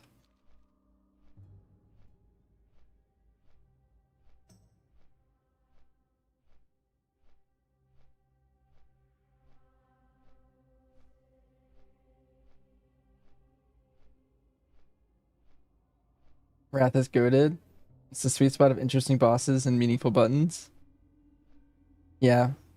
The expansion after this one's really, really interesting. I think Wrath was my favorite expansion.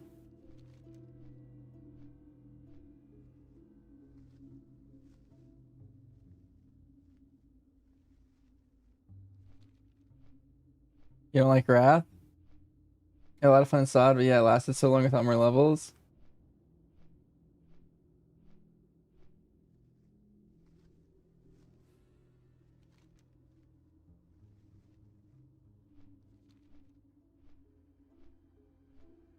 Yeah, I played the first season of SOD, and then I wanted to play the last season, like the very last one. They came out with a new raid, but at that point, I didn't play it because, like, I don't know. I didn't play the rest of it, and so I feel like I lost interest.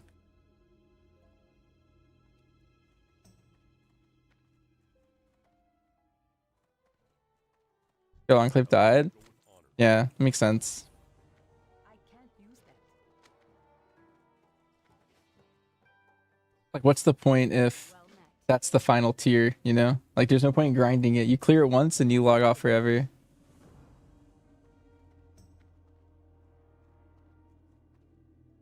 Open your heart to the light. That's why I'm excited for Classic Plus, because it's basically the positives of Scarlet Enclave, and then like none of the drawbacks. Because they put a lot of work into making that raid, and then like Light be with everyone disappeared. Well met. Go with honor, friend. I need to remove a bunch of extra quests I have. Let's see. We're not going back to Ashenvale.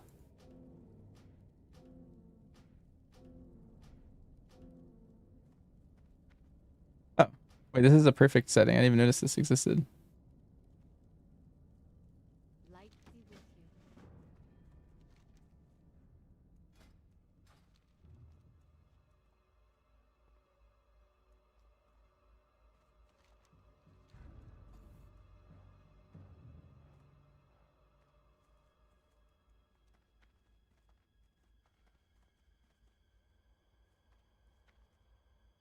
you. think when they announce Classic Plus at BlizzCon, I think everyone's gonna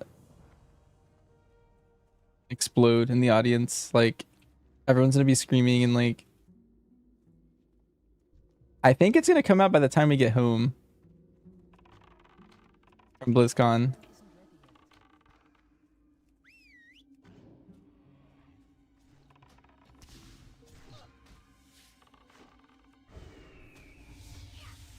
Because when they announced SOD, I was in the audience for that, and that was like extremely hype. And I feel like Classic Plus is gonna be that, but like on steroids.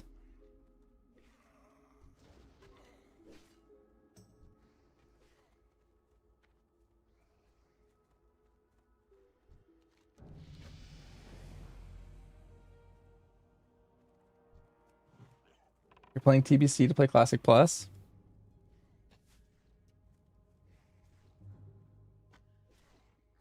Nice, we're level 26 now.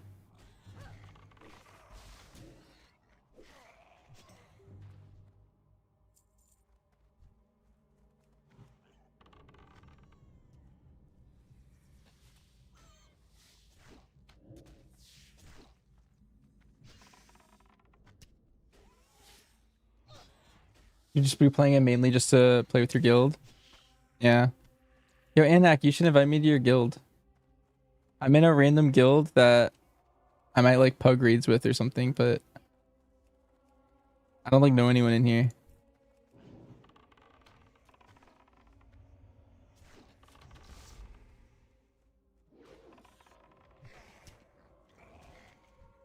Or is your guild like raid team only kind of guild?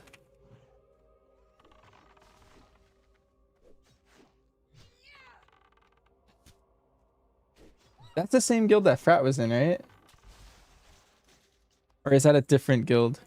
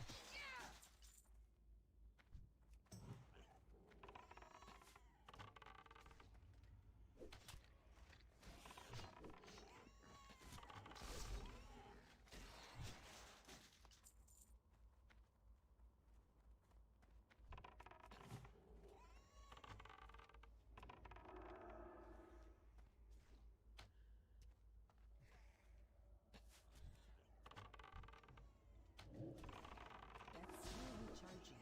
Which is the guide? It's I think it's $50 USD, but it is 10% off. I do have a code. I'm sponsored.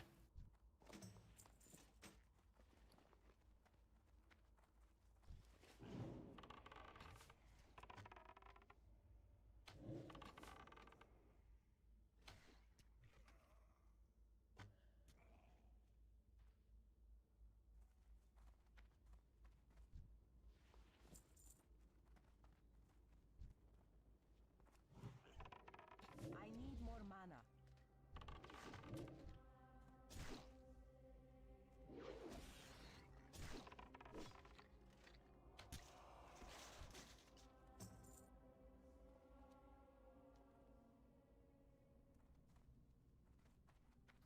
You gonna me a character name?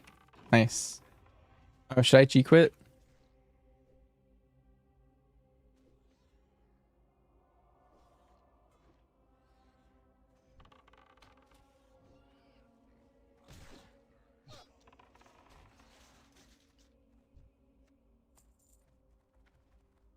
Am I gonna get it from op?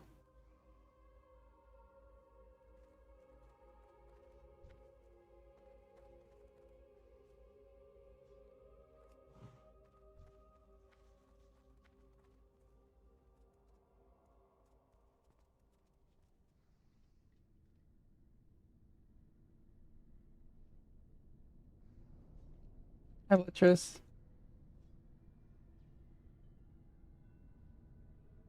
How much is that total? It should be 45, but I don't know how the tax works exactly. It might be based on your state that you purchase it in, and then I don't know.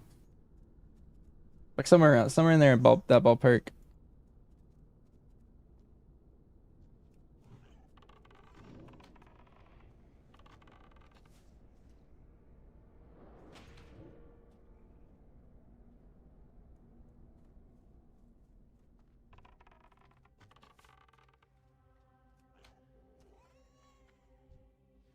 If you just get one faction? Oh, okay. I'm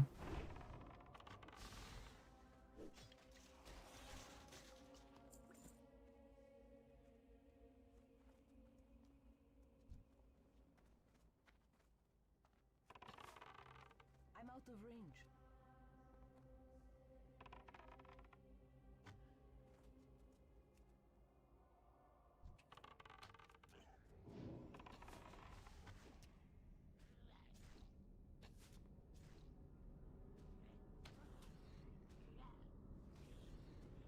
Not enough mana.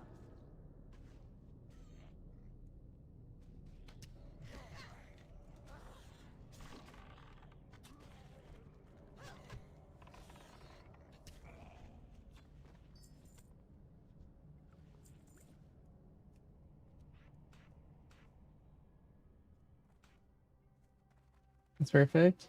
Being an intro econ class this quarter is gonna be practice question. Ooh.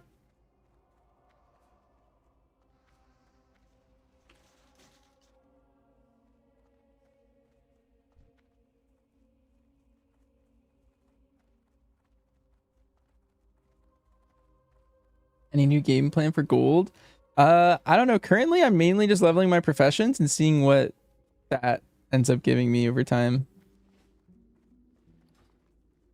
I feel like I don't really care for epic flying.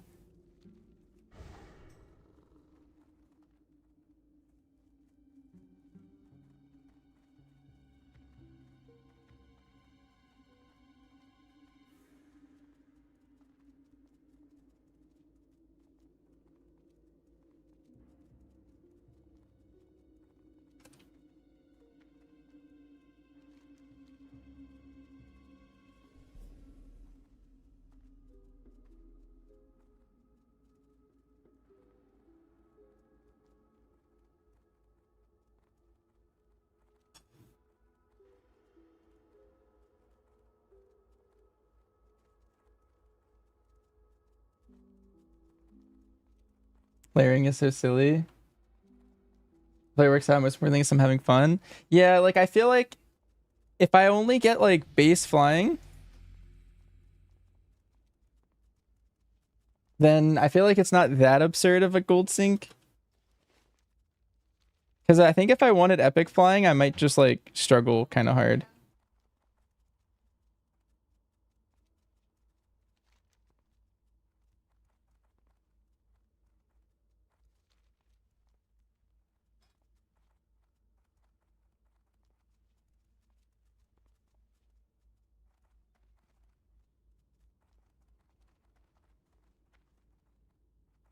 Nice. Boss, boss, boss. Wait, heck, are you online?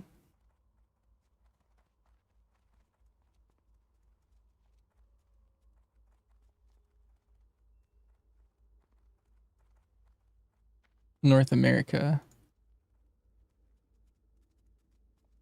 Hitman's a raider. What's my rank? I'm a falcon.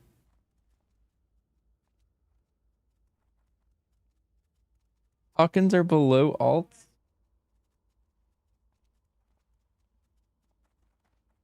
The heck? Oh my god, look at that guy. Yo, Stitches is so fast. Look at him. He's running through the world.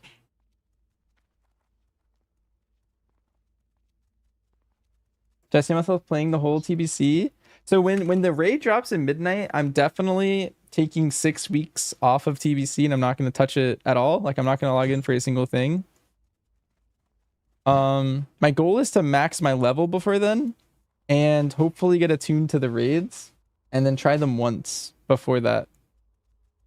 Or I only care about Kara attune, right? Because Gruul and Mag don't have one, but yeah, I guess do that, see what happens, and then I probably won't touch it for a long time. But every retail like content cycle, the way it usually goes for me is like the first 6 weeks is when we get like cutting edge, like more or less,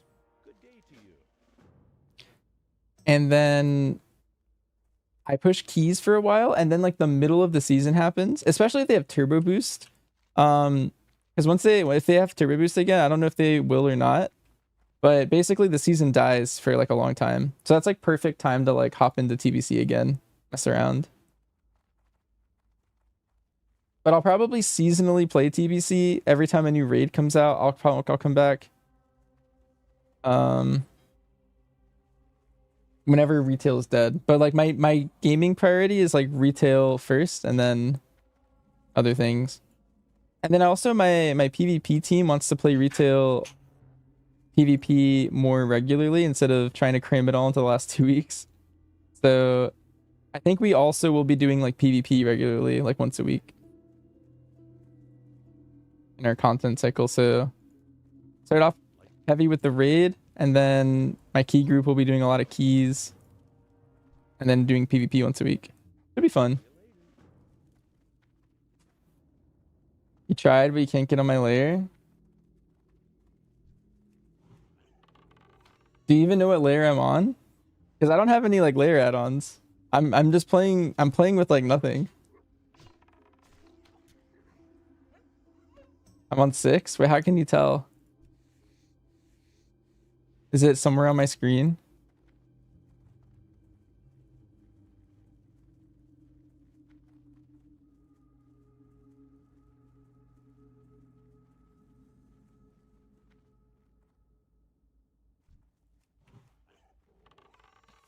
Oh.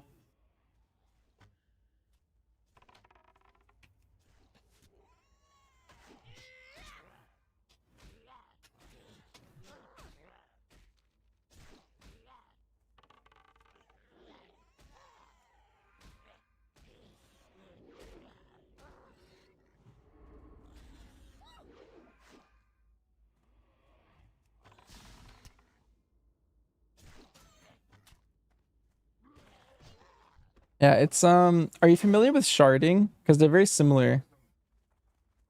Also, this is sick. I love Duskwood for this specific reason.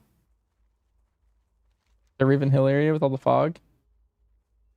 It's so cool.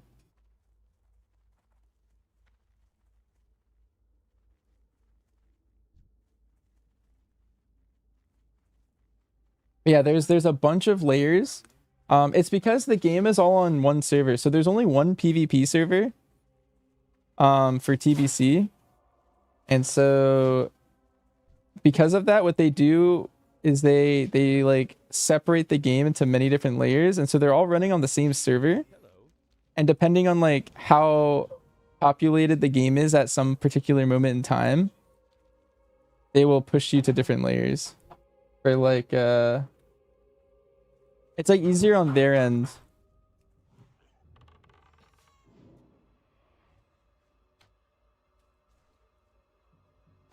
To like run the servers that way. You're familiar with sharding? Okay, good. So you'll it's basically just that.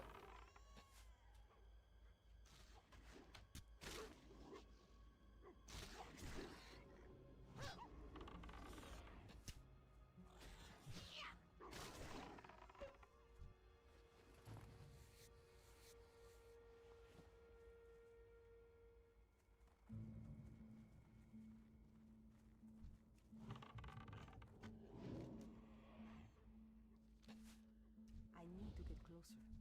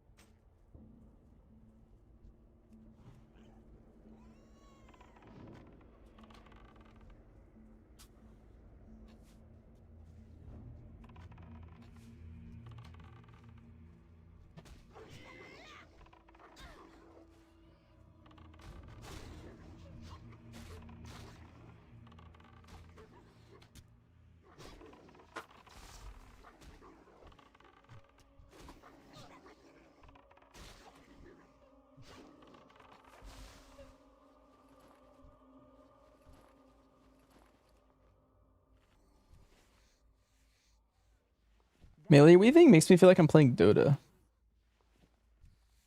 for some reason.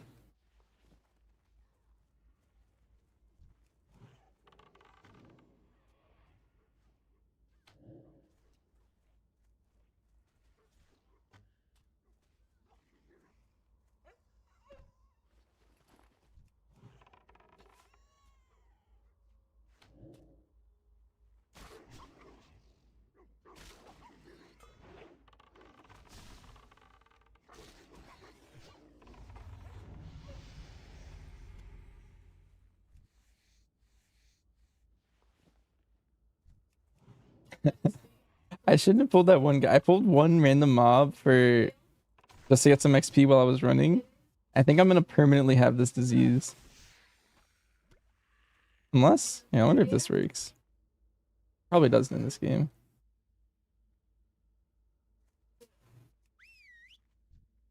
Yeah.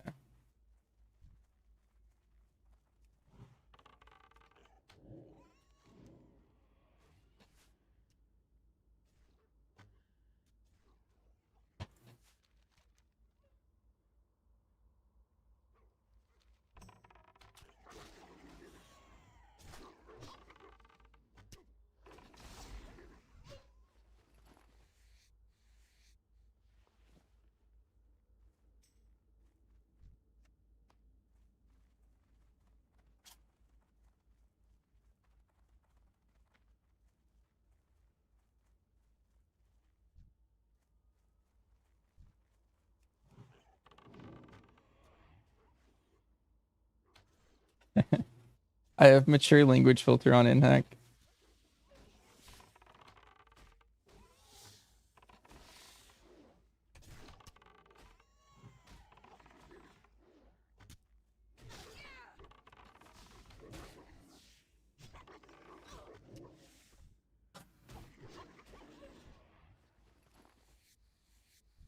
I can't attack that target.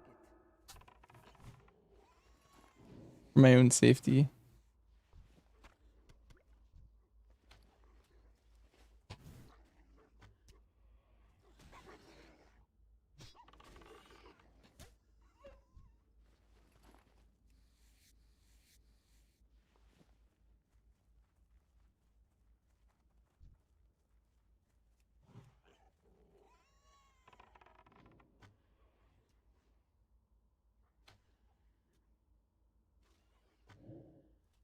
Usually get cutting edge within 6 weeks. What's the fastest? There's like 3 guilds in the world that will fight for world first. Those guilds usually get it in 2 weeks. We're like world 50 is our rank, and so we usually get it somewhere around the like 5 to 7 week range. 6 is usually really common for us.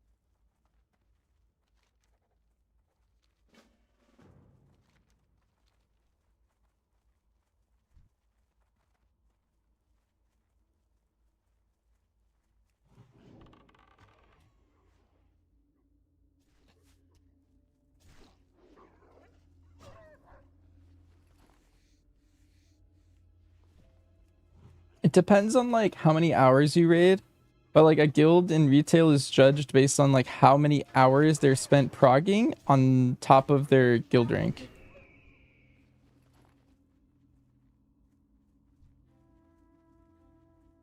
So you'll have like guilds ahead of us and below us that like raid like maybe less or more hours. Yeah, efficiency metrics. Right now we raid 14 hours a week. And so you can like plug that in and like find whatever the best 14-hour guilds are. 9 hours a week and we're top 10 world. Yeah, like there's a guild in the top 10 called Fat Shark Yes. That for being in the top 10, it's really rare for like a guild to be in those ranks and not have like absurd hours. They raid 5 hours a day, which sounds like an absurd amount, but for guilds at that level, it's actually like pretty low. But like the top 3 guilds do like 8 to 12 hours a day. They kind of raid any amount as long as they're trying to win. But like those guys play for a living. And so like past like the world third, like you get less and less hours going from like full-time job to like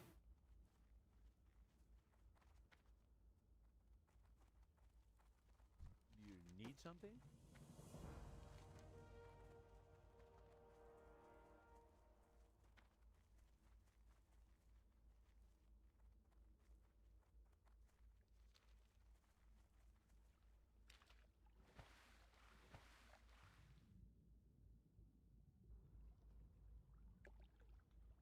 I said a video once that showed when you compare to a mid 200 to 500 guild, they actually rate fewer hours. Yeah, that makes sense. We're in a really good spot relatively. There's actually a really good website.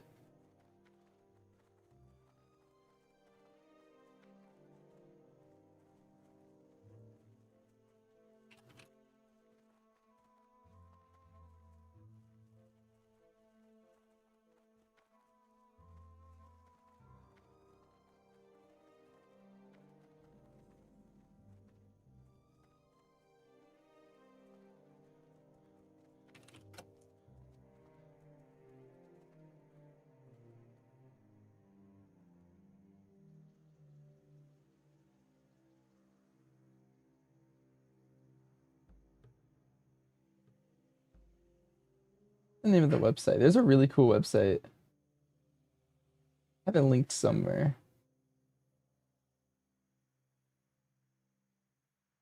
Wait, do you know what resilient keys are? This is like off topic.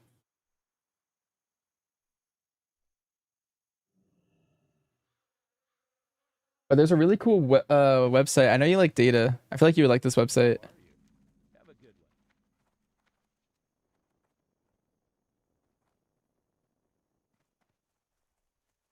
This is like, yeah, it's off topic randomly, but you can like see who your resilient key helps people get resilient.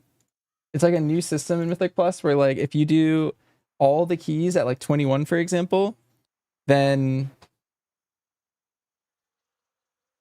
you can no longer deplete your key below that. So it's like really good for prog.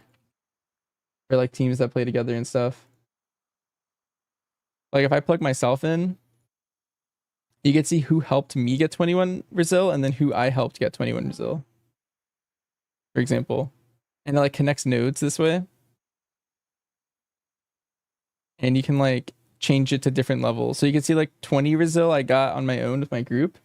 And you can see I helped all of these people get 20 Resil. And then who they helped. So like I helped Pika get it, who helped Kess get it, who helped Aimer get it, who then helped Corey get it, who then helped Snow Fury get it. Is Marsh here? Yep, there's Marsh. Yeah. There's Hawk. You see all the people I'm generally playing with. But also, it's funnier the lower you go. So I play with a set group. So look at my 19 web. And then it gets even crazier. Like, I think my group was the first 18 resilient key on NA. And so this is my like 18 web. And it gets even crazier because so right now I have the nodes set to like only show resilient nodes. But if I turn non-resilient nodes, this is people that I helped that maybe didn't get resil themselves. And so if I click this, it gets even crazier. But like this is people, so like yeah, this is my normal 21 web. So these are people that got resil because of me. But these are people that I helped that didn't necessarily get resil, but I helped them with a 21 key in general once I was resil. So you can see Marsh is here too. Like I helped Walks get it, and then I think Walks gave Marsh 21 streets. So because I helped Walks get 21 resil, he then helped Marsh with a regular 21. I practice. Yeah, that is basically what happened. So like I'm the first case for all the others, but 21 resil, I had some friends help me get it later. This is Polly, Ashen, and Frosty. They were the 3 people that helped me. And then Bond helped Ashen get it. So like it's like a cascading thing that they helped me. But I'm patient 0 for all these, and it's pretty funny.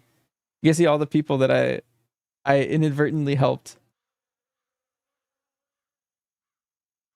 And you do the same thing for other seasons and stuff too. Like Squish helped me get 19 resil last season.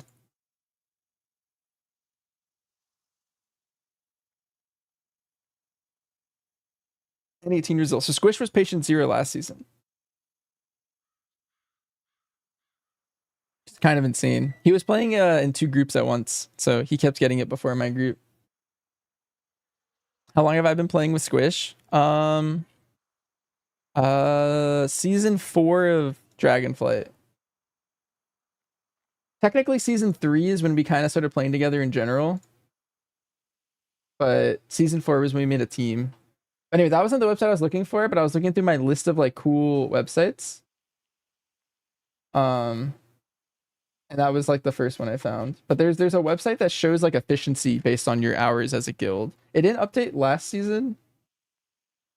I always forget it. I think it's in my DMs with Greenzool. You know how to phrase this, but is there like a barrier now to high keys and not wanting to share that downward because it could help others?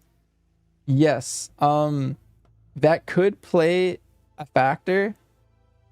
There's multiple layers to that. So if you really cared about competitive integrity, you would ideally get resil and then only share it, or like you wouldn't share it with other groups if you really cared. But also it then allows you to do sales with, or you can like gain like friendship by like by sharing your node with someone other group. So like you can like create good like behaviors, I guess. But yeah, like some people do it for free, but yeah, that's also so you could do sales and stuff. Yeah. Because like let's say, so for example, Squish was playing a different group, he helped us. And so by doing so, like we now have good terms with that other group. And then maybe the next season I got resil before them so I could help them, you know, like good relationships like that. But then also the second you get 21 resil, anyone who got 21 resil last season was selling 21 gambits to people to make sure they got title and stuff like that, like in streets. Or like helping friends that needed it for their title. Because those keys were hard to get on their own because you had a time of 20 to get a 21. And you know, you have a 1 out of 8 chance to get the key that is the easiest on 21 to get for some IO. And so if you want a title, you had to do that. Yeah. So it's like a whole thing. I kind of dislike the whole system because of that. Like it's kind of awkward. But it does lead to some fun min-maxes. Yes, exactly. And then also at the end of doing a key, you can re-roll your key. So like, let's say my group wants 21 gambit to help someone get a 21 gambit. And we don't have it, right? Like we have like 4 priories and another one.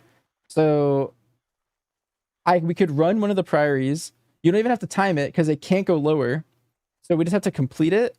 And then that key would reroll. If we time it, then everyone can reroll their key. So all 5 of us could do the key. They'll say we time it, and then we get 5 chances to get 21 Gambit. And then let's say Marsh needs 21 Gambit for his title. One of us gets it, and then we like drop a DPS, invite Marsh, and then get him a 21 Gambit.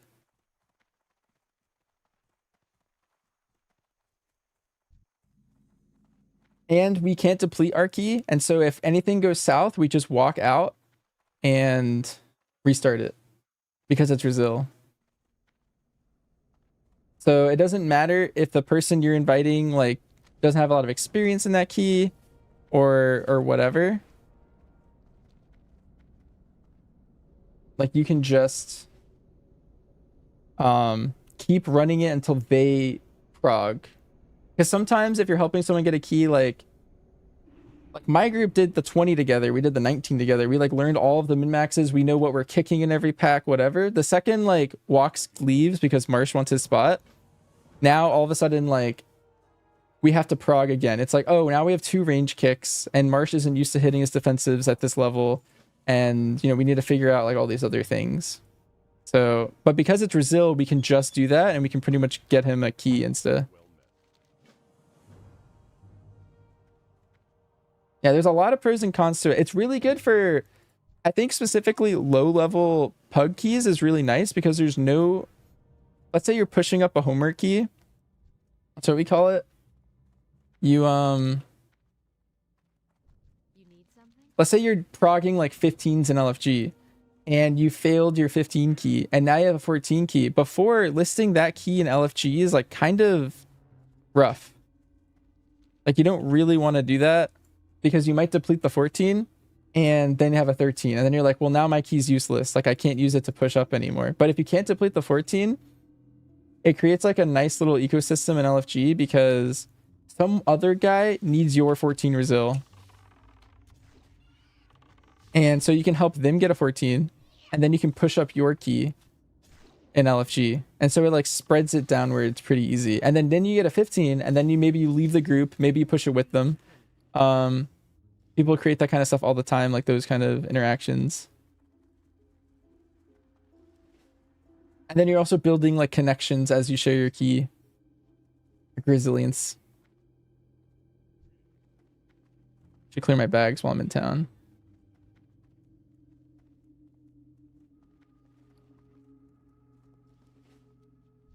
You need something?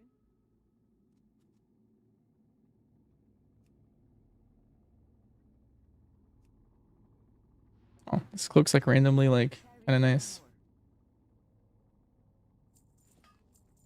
Safe travels. Hello.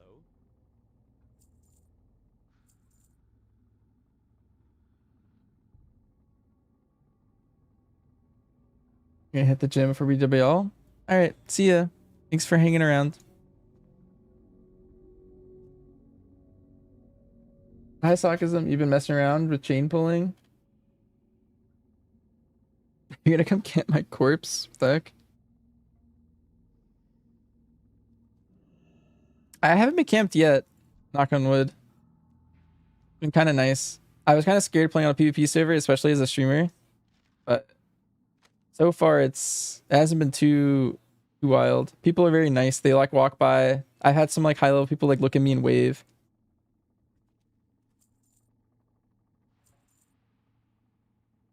See you around.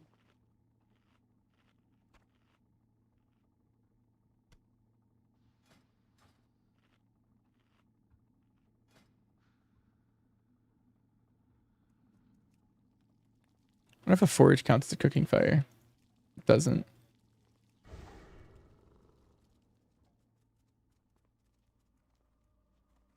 Trying to figure out from reviewing? Sure, what's up? What are you trying to figure out? No more 3 chests at 20 eco.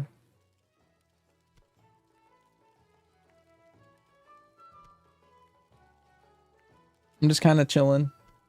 TBC leveling so chill that I can like mostly just talk to chat for the whole time.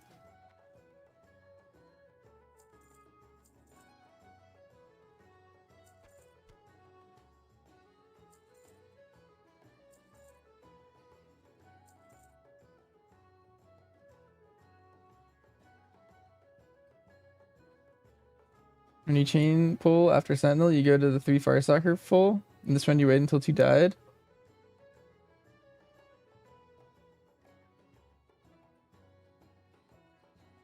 Which used to play with a girl, Prez. Yeah, Aerith. I remember her.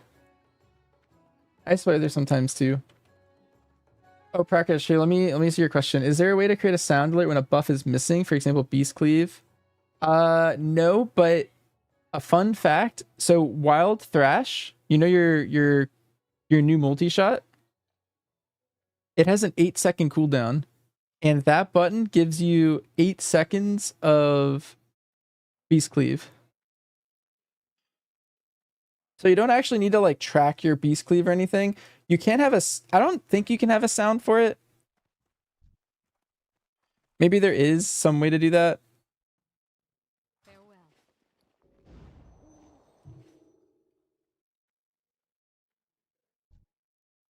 Greetings. I just buffed her for strength, unfortunately.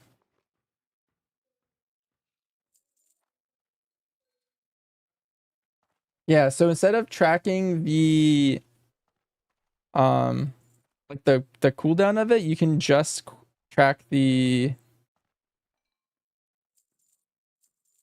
like the Wild Thrash itself. It's really nice. You need something? Before Prime Mob and caster chains, you chain the Firestalker.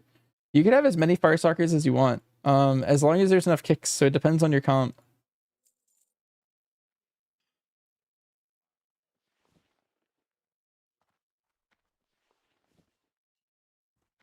Be careful. Let's see. Let's get some world bandages going. As long as you have a kick for every single Firestalker Sarcasm, then you're fine. You can pull. We can pull up to 4.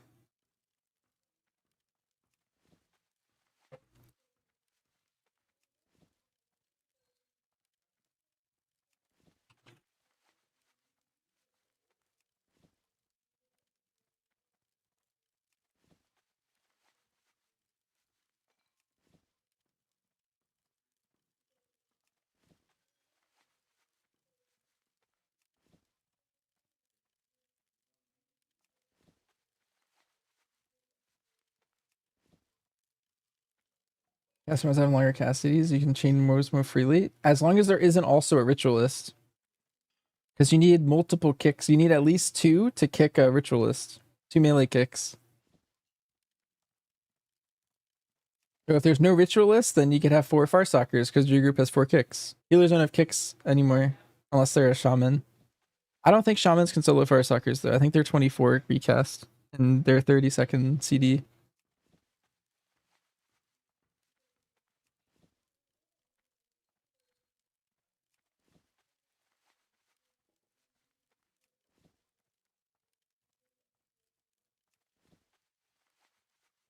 So doesn't make a kick anymore? No, I think every healer lost it except for Shaman, and Shaman has a 30-second. So it's kind of usually too long to solo anything.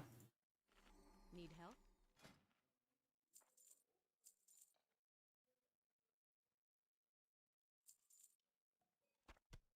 Farewell.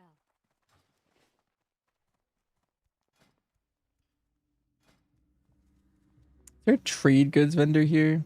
Let's see. I feel like they're in this house or this house. That's a regent vendor.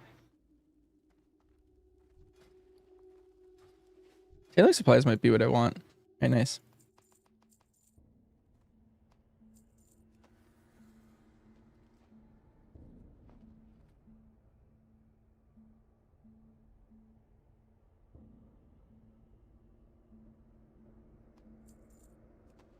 Make some of these.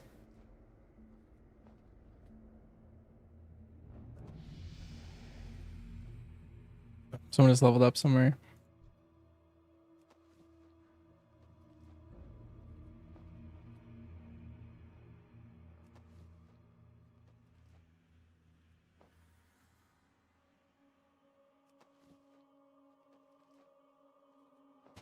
You're taking a lot of damage.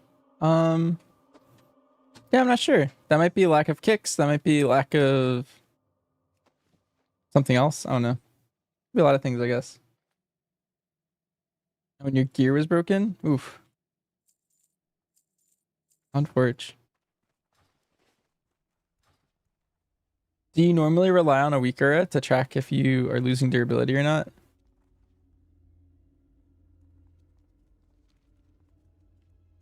Ah, yeah. For me, I always just look to see if my gear was red over here or yellow, and then I just drop a hammer instantly. Need help or the Alliance? Be careful.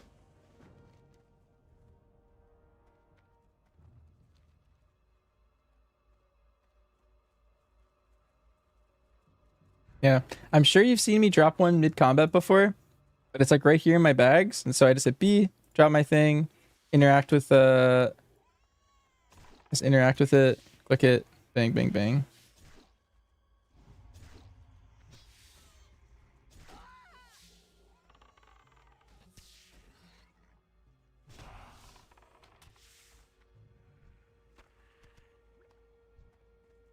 Our damage meter's buggy. You have to reset after every dungeon, as of right now. Yeah, so it is buggy. I think on beta you don't have to do that anymore. I think they fixed it on beta. I think I'll play beta on Friday, so I'll double check that.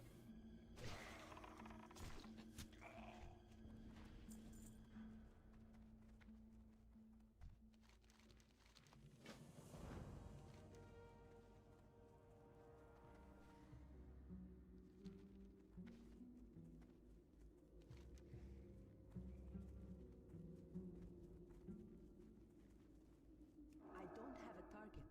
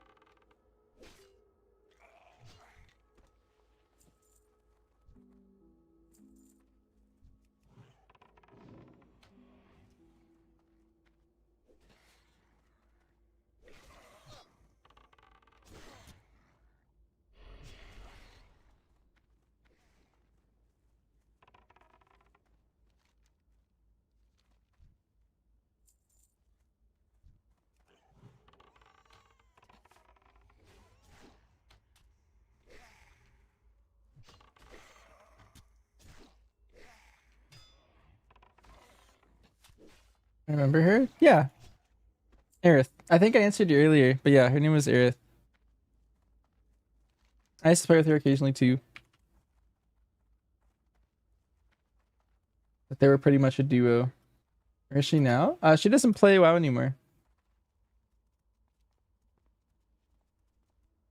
She shows up sometimes in the Squish Discord though. She's doing IRL stuff. Need help? Light bless you. Greetings. Be careful. You had a B tag healer named Koi. Uh, I don't know if I know them.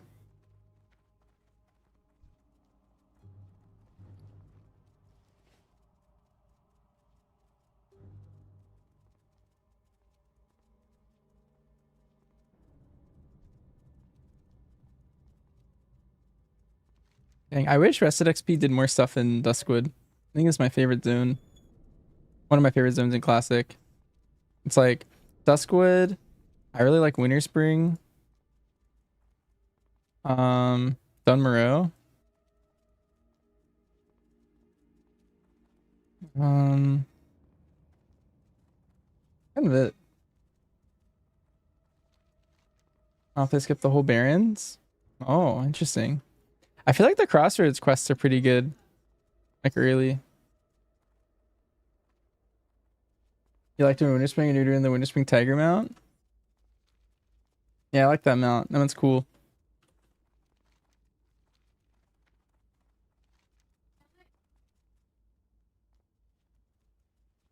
What other zones do I like?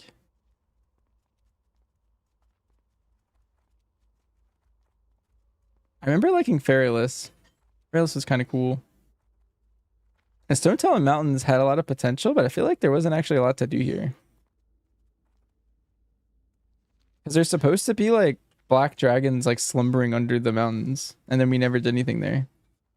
Like we just kind of went there and like killed spiders in like this area, and then like fought Ventrico people, and then just went to Desolus.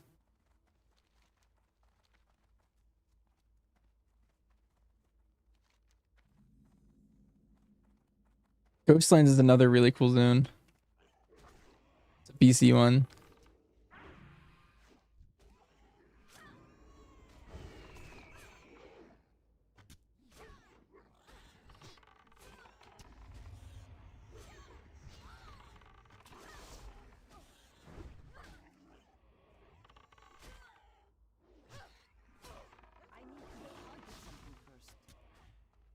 Hinterlands and Arathi Highlands.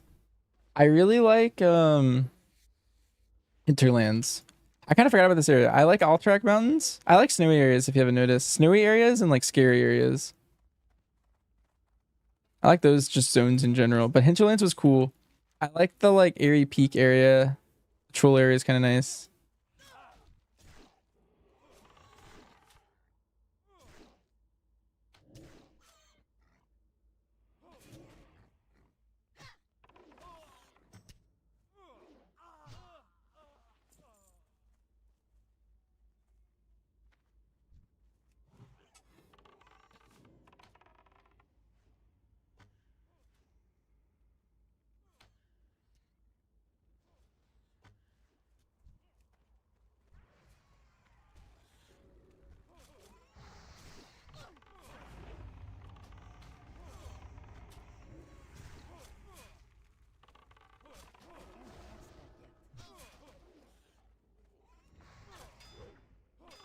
Uh-oh.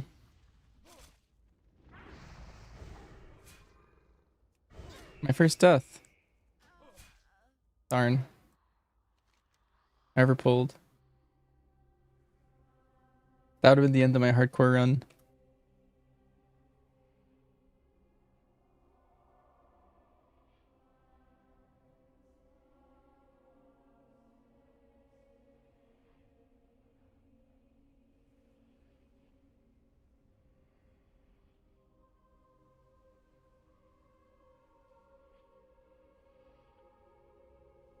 You like happy areas because real life has enough scary areas?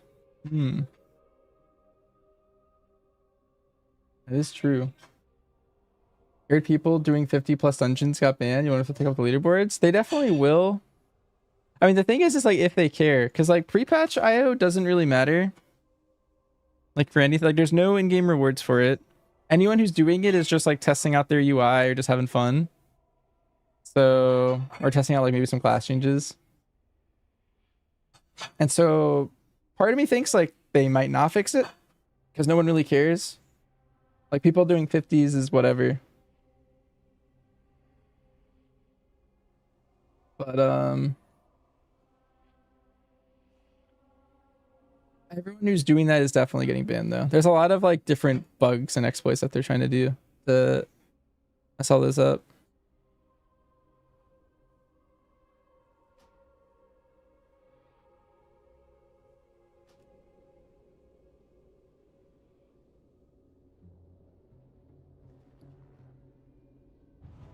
My mana is low.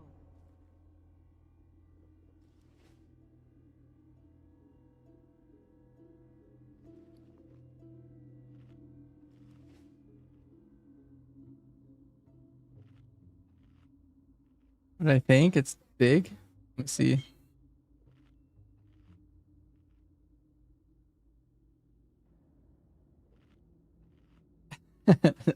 Wait, where did you find this from? I don't know any of this.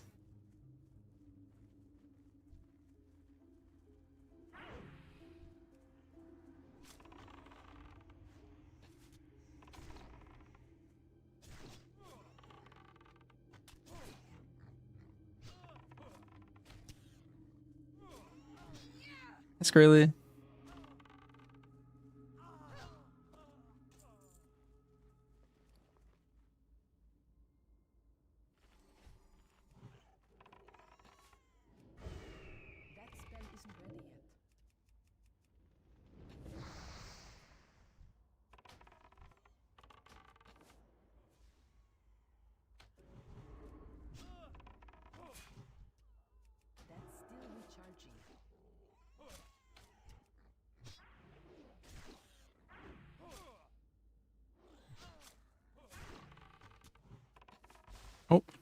Taking so much damage again.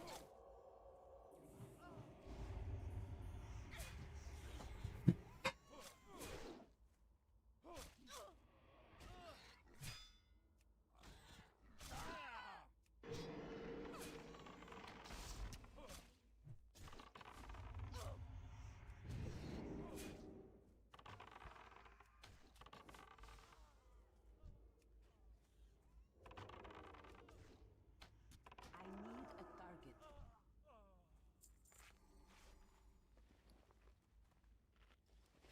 Let's eat our pain away. It was yesterday. It was a lot, and on mobile, so you just remember the timestamp for later. You just typed it out. You missed me last night. What level am I now? I am 26.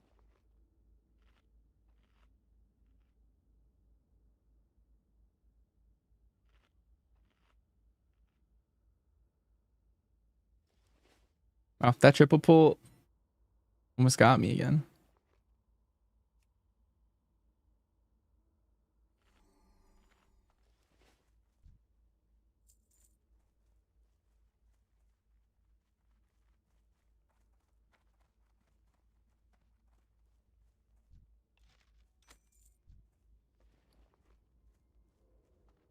Oh, I got a random frost resistance ring. Let's wear it.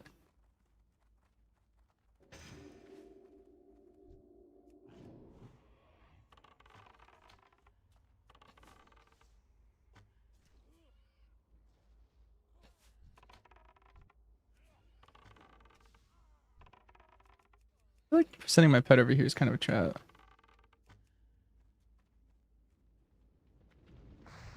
It's too far away.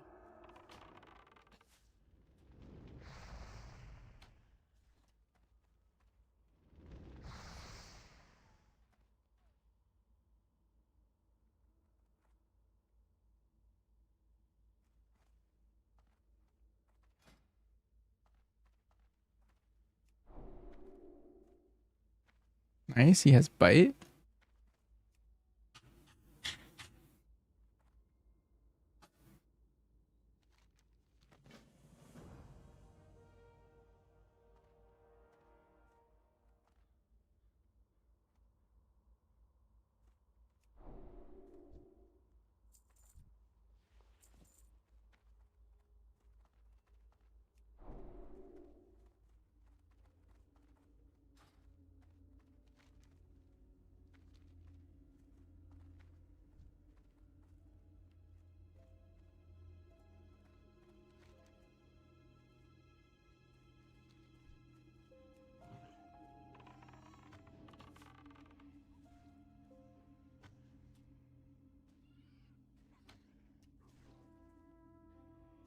Your hand of justice today. Nice. Big. That's the one from the BRD arena, right? Is that trinket?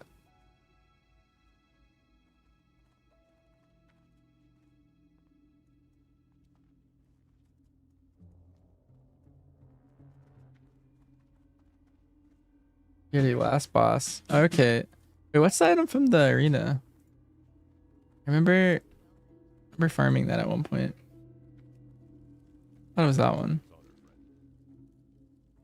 Light bless you.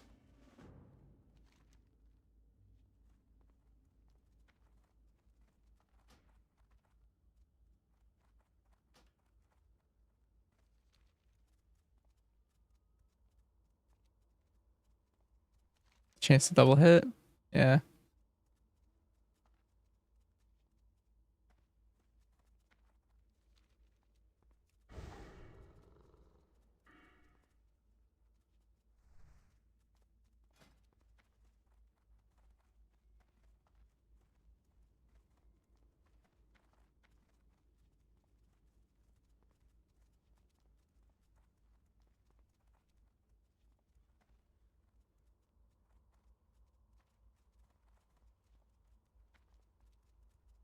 Wait, does learning rank 4 give me all the previous ones?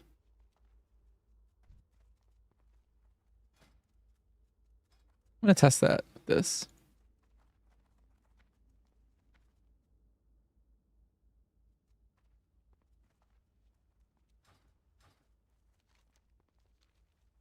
What do I think about the hunter changes for midnight? You think explosive shot and precise detonation was the most fun hunter to date? Um,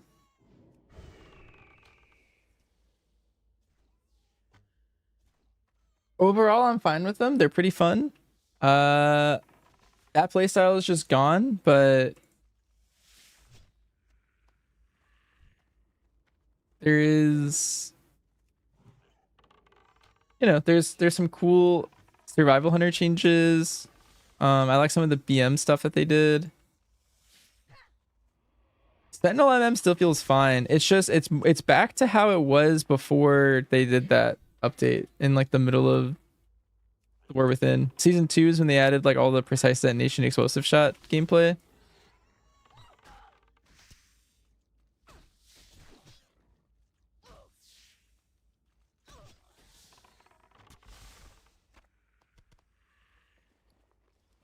It's kind of just back to the old stuff. And a lot of MM hunters like specifically like the slow playstyle, and so it's going more towards that. Because the explosive shot stuff kind of made it play like BM hunter. And a lot of diehard MM fans like only like MM because it's not like BM a lot of the time. And I think they did the changes for that particular crowd.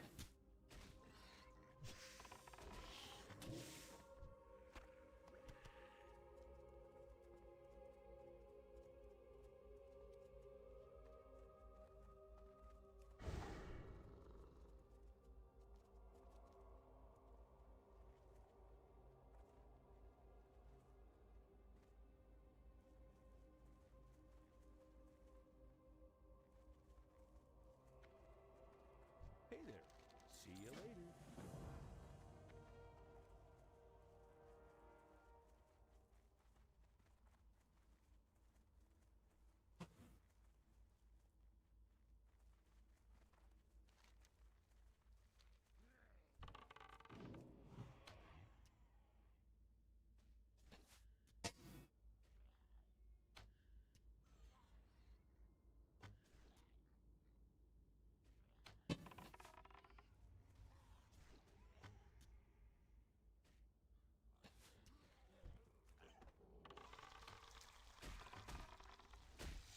I don't have a target.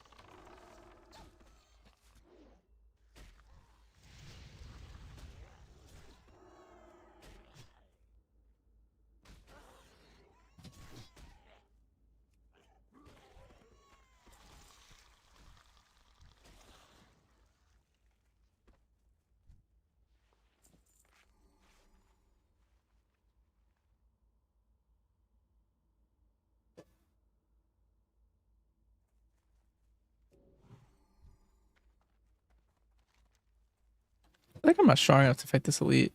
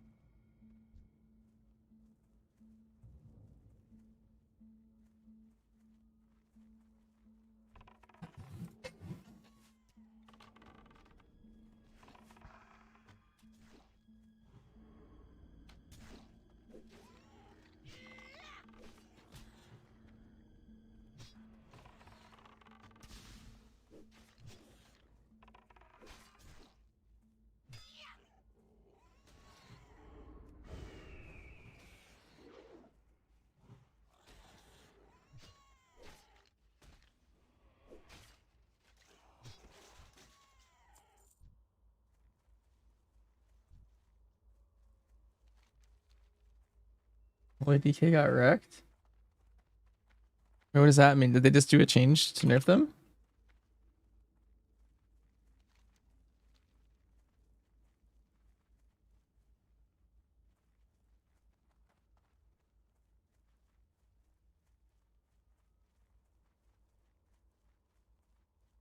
Let me open up Wowhead.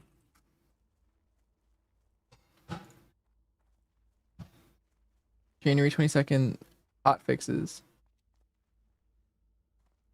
What the hell?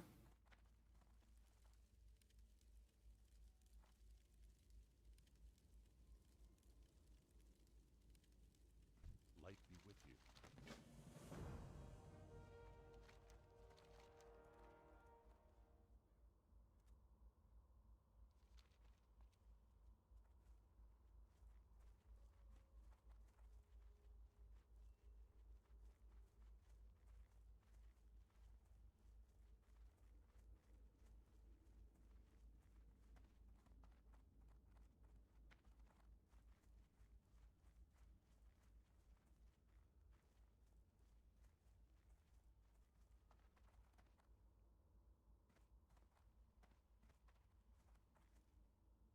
Oh, they buffed the mage tower, like across the board.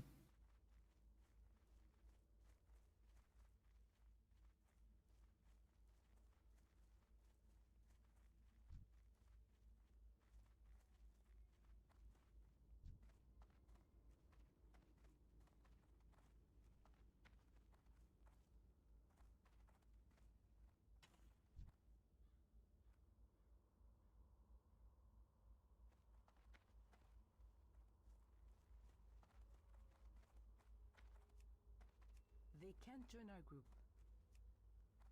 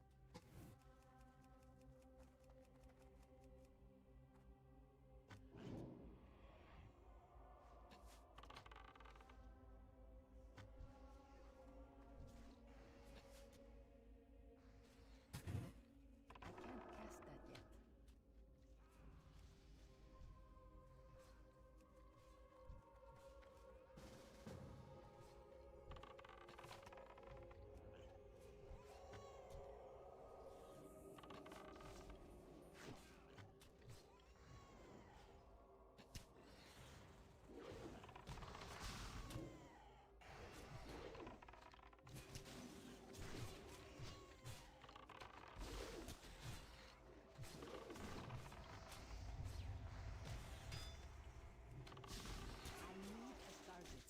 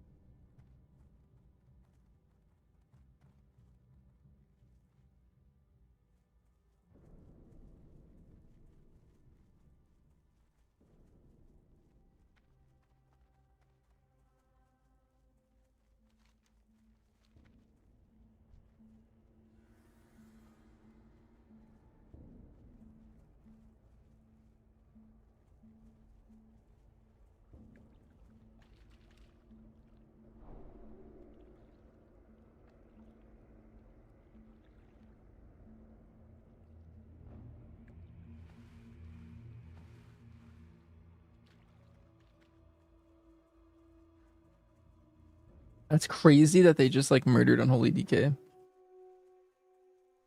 What is this?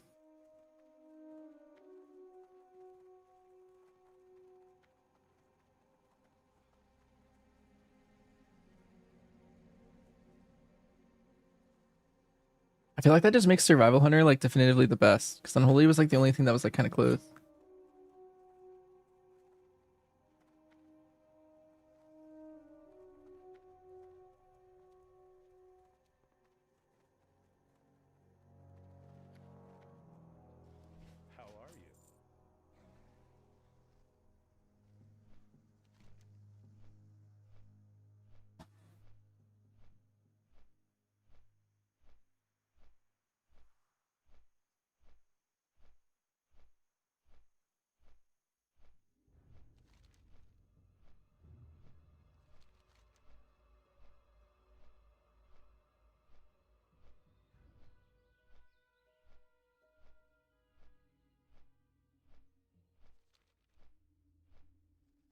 You have your raid be clear tonight? See how it goes on serve? Nice.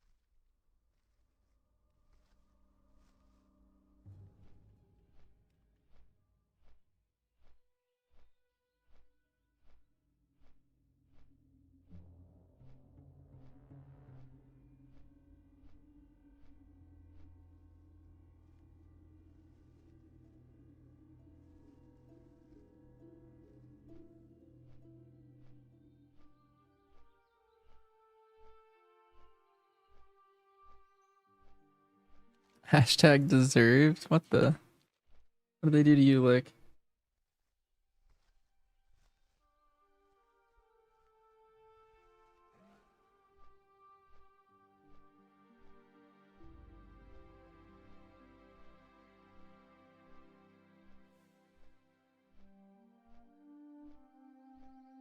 Have I seen logs of ones without abusing items? All I know is that the only spec that's ever beaten me is Fu played Unholy with me last night and he beat me. And so I was like, oh, it must be just like insane. What can I do for you? Because like no one else has gotten within like 10k of me. And all of a sudden he just beat me. I was like, all right, well that spec's just busted. Like what the heck?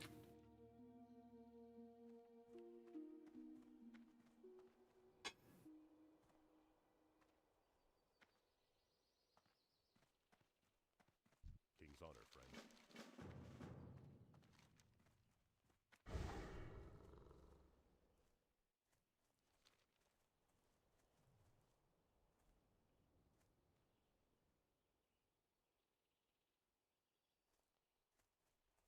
He's full of it.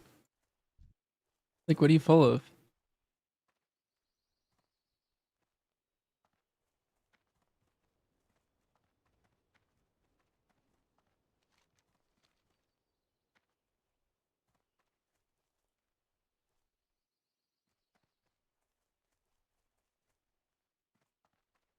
Michael is full of it.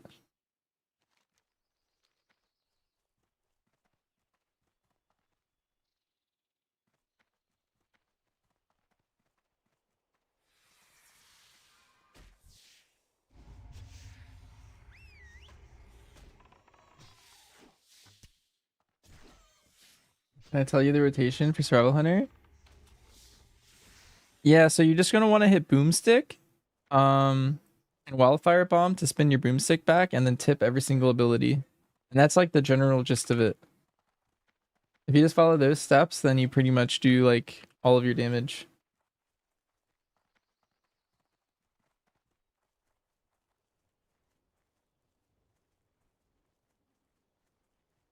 Lick isn't going to BlizzCon?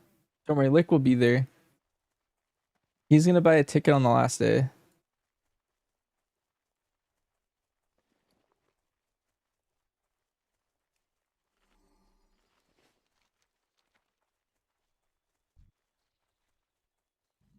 Can I give you my talents? Sure, all of my talents are always just free for anyone to just take.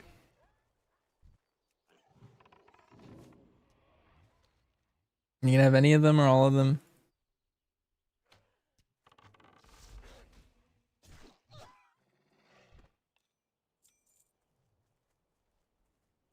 Can you pay for my talents? I don't know if we have a talent payment page.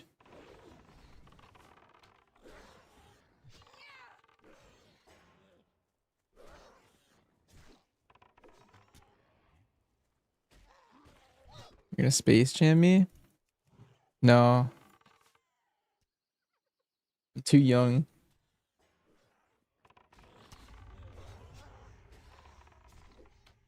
I should get that reference.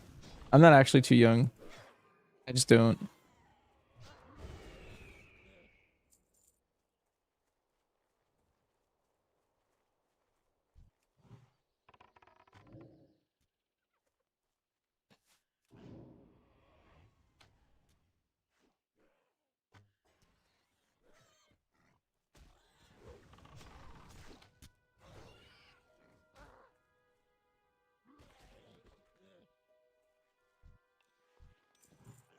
Let me steal my talent, become the best hunter at BlizzCon. If you just use a bow, probably could just do that.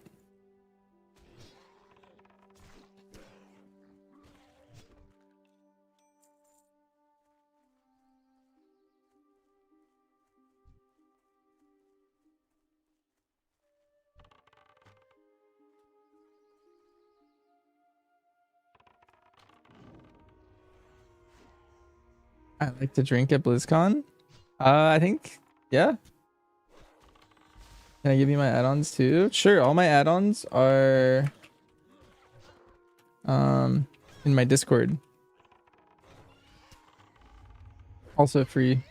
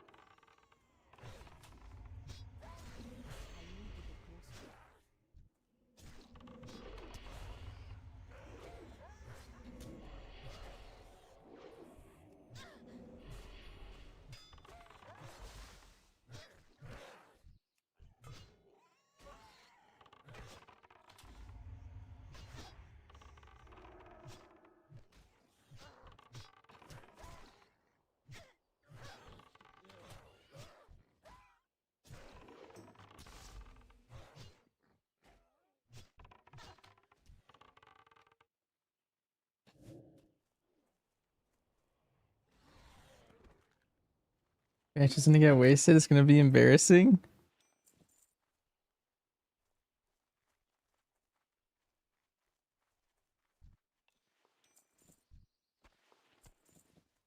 We were at the bars a lot.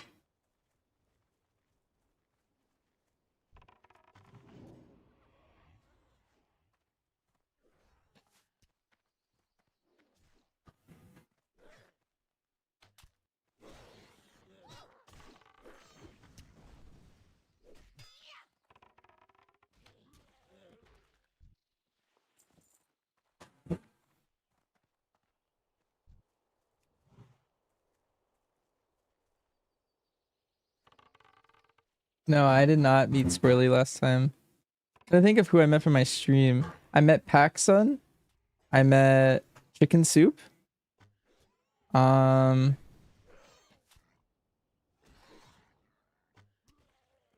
who else is like a avid viewer that I met? My shirt? I am confident. I remembered everyone I met while blackout drunk.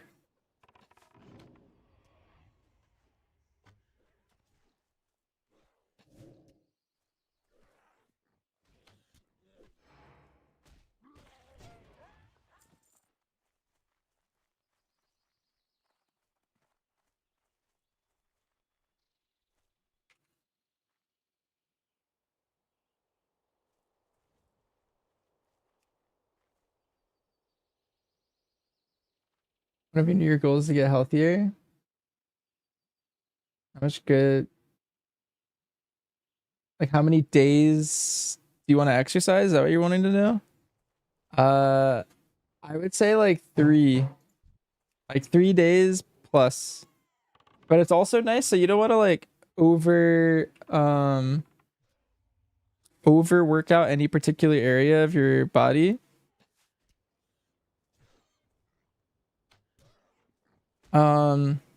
And yeah, I would also say start small. Like if you're getting into running and you've never ran before, I would say go on walks for like a week and then like walk the route that you're gonna run or like the time or the distance maybe or something.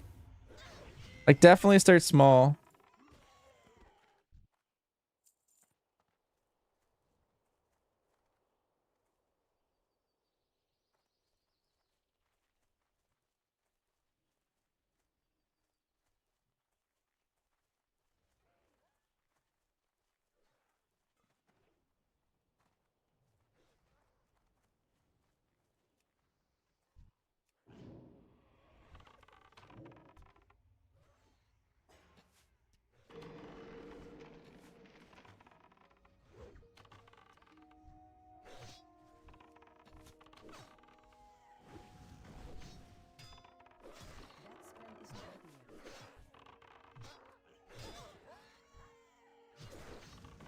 What are all these guys beating up on me for?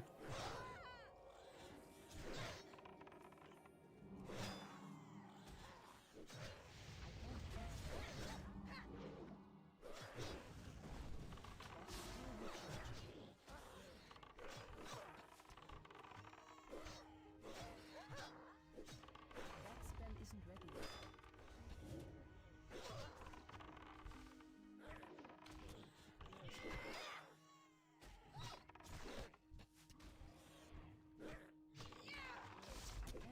that yet.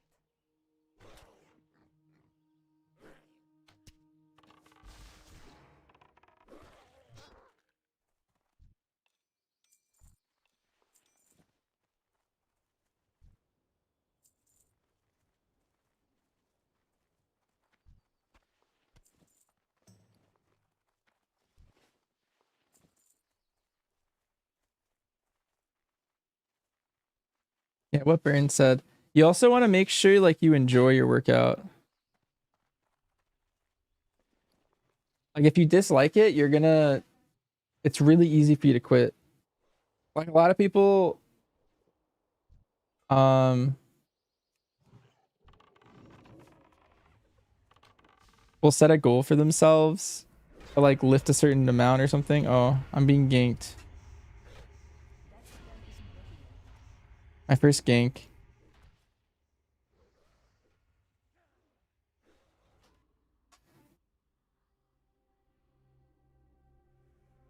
Unfortunate. I'm surprised. I guess he just found me or something, but I feel like that guy should have found me like when I was fighting those 5 nulls at once. I feel like he could have just tapped me once and I would have died.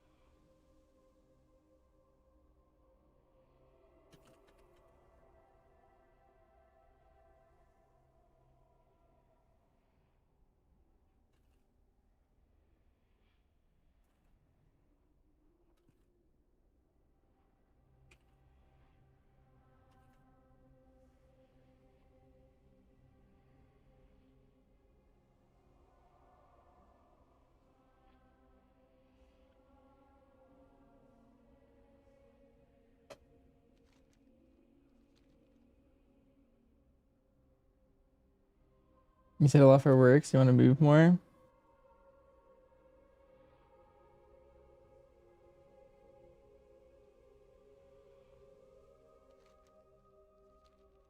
Yeah. Losing belly fat is mainly like a mix of diet and um like working out. Like increasing your muscle mass in general will increase your like metabolism, so you'll burn more throughout the day by having like stronger muscles. So like just in general, working every muscle in your body will be positive for like losing weight, specifically like fat weight. Like you might gain some sort of weight from muscle gaining, but I mostly just run, and then I do like bare minimum lifting just to like stay like toned and stuff. But I don't actually like lift to gain mass. Cause my goal is just like I like running, so I don't want to like get too heavy muscle wise.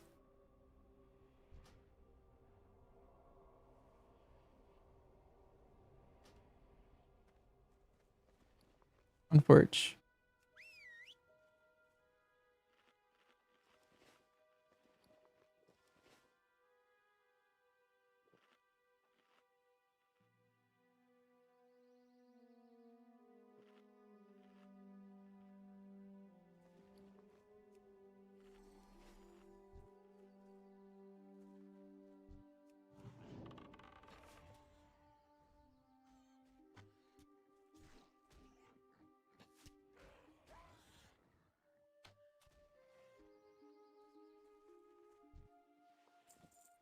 I'm trying to keep an eye on this person. See if they get ganked at some point.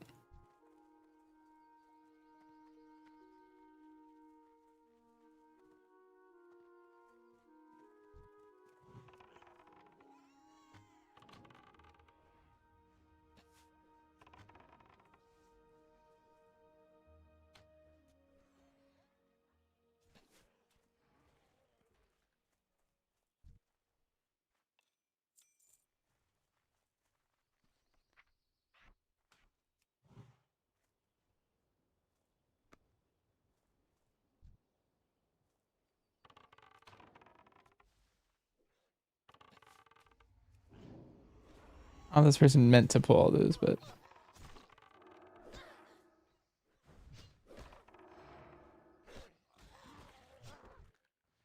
I'll pull one off them.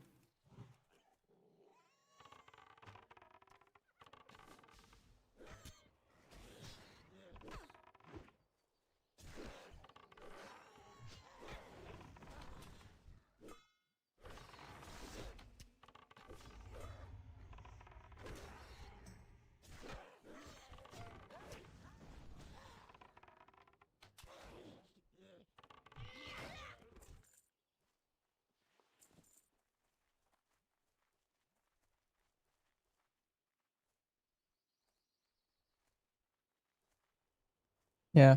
I also specifically really like swimming, which can be kind of hard to get into depending on like access to a pool and stuff. But big fan of swimming. Swimming's very fun. It's my favorite form of cardio.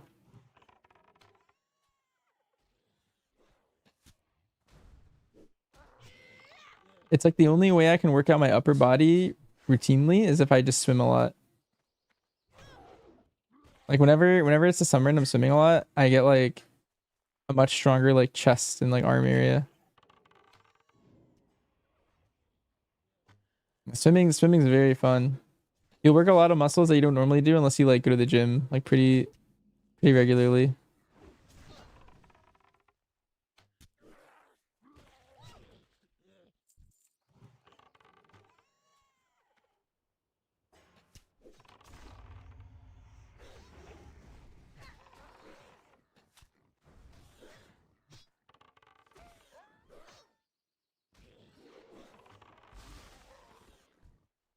I don't think I've ever done rowing.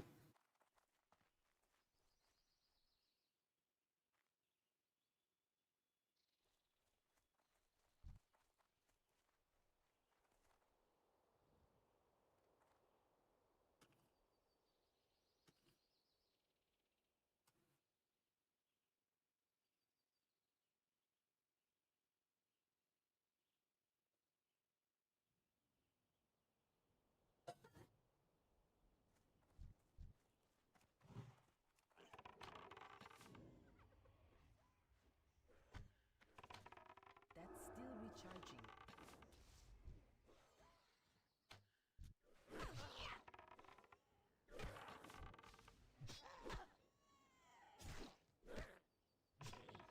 Marsha's all about rowing.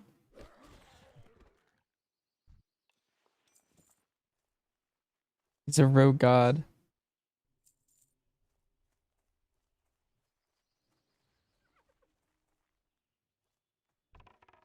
I will tag one of these for you.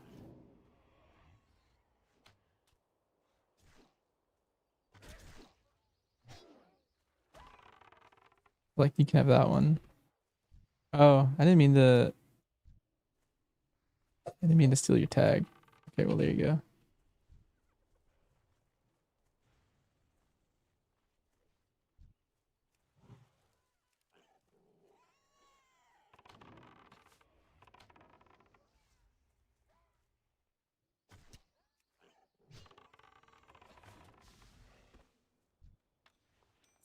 Nice. I got my pendant.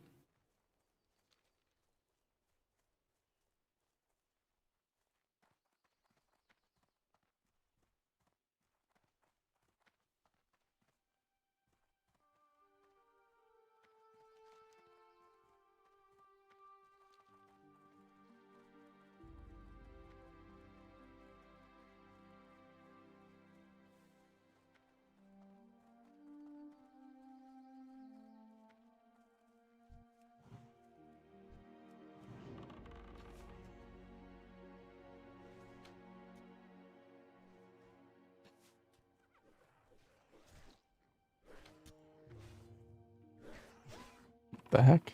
I'm leaving.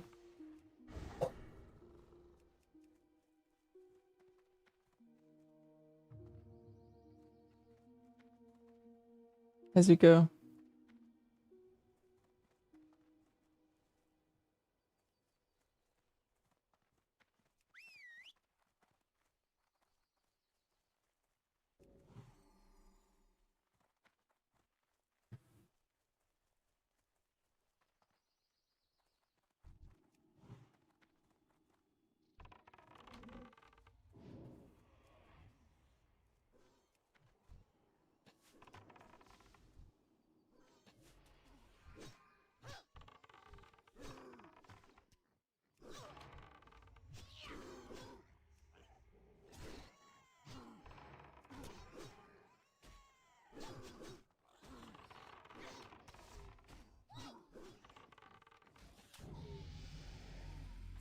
How am I doing?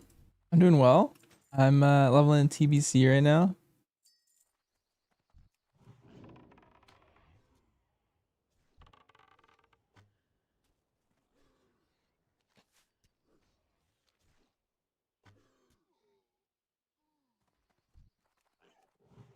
Kind of chilling.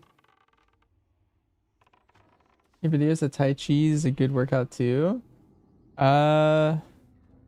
I mean, I know nothing about that, so maybe.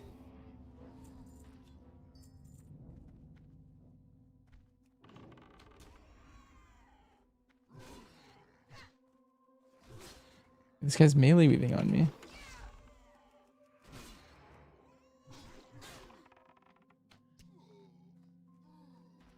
Mob's crazy. What if they coded like a enemy to melee weave? That's sick.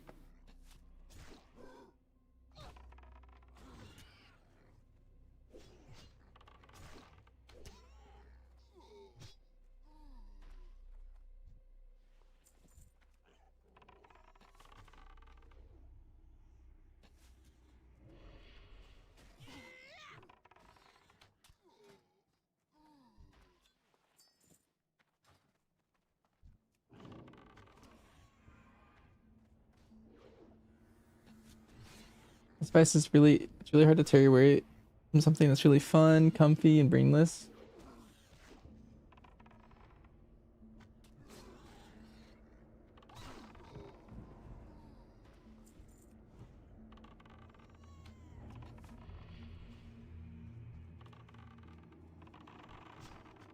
Ooh, it's getting intense.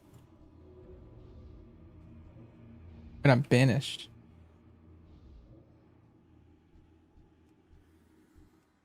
Like really awkward. Banished. That spell isn't ready yet. Wait, he's chain banishing me.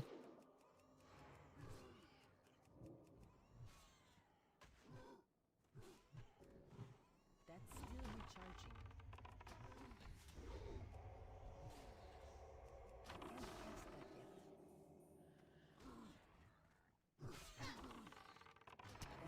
I just got PvP'd.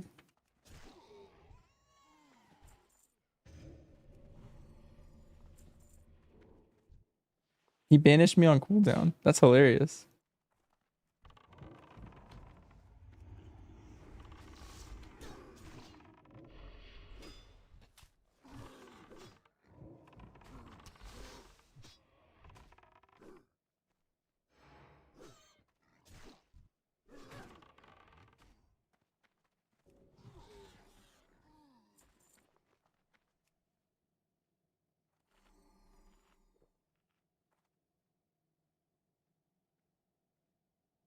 Have any kind of food for me? Not really. Intense. Yeah, you're right.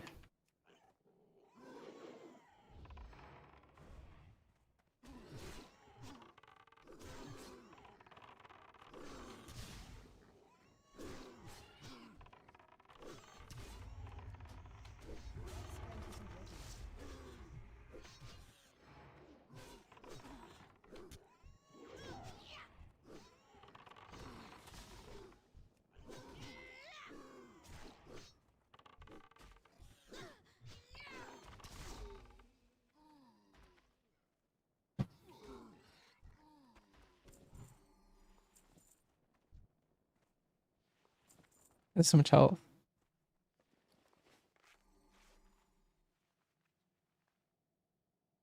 You know, follower dungeons could vote to kick you.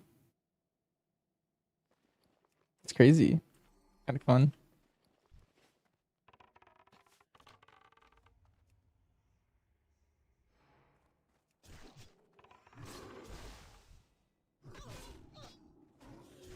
What the?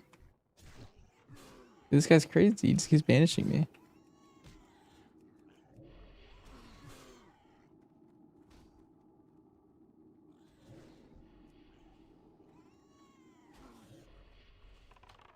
Human Banishers has left retail? Wait, what's wrong with pre-patch?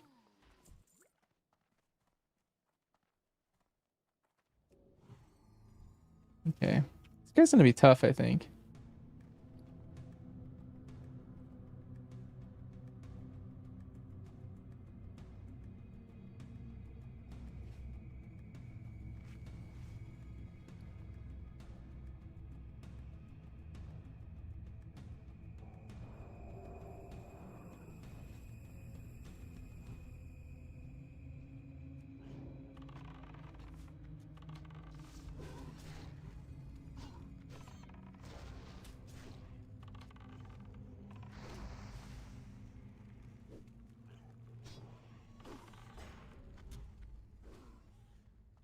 That spell isn't ready yet.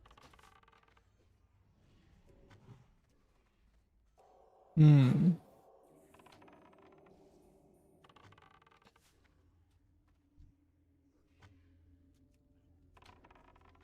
I think this is bad.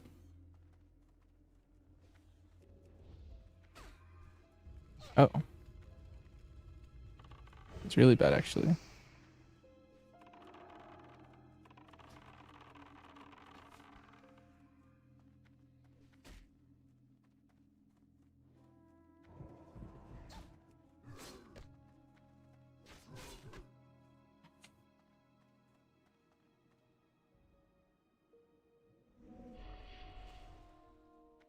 No mana.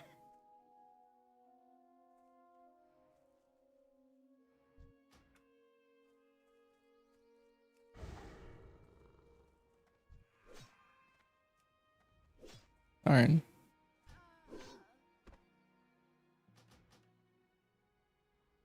You learned a lot today? You can bleed out? Sounds like something you saw in a TV show or a movie.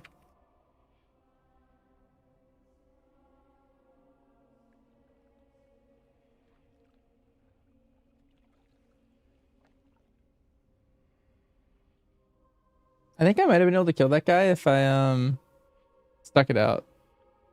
I think I ran too early. Maybe I wanted to like get a better exit route.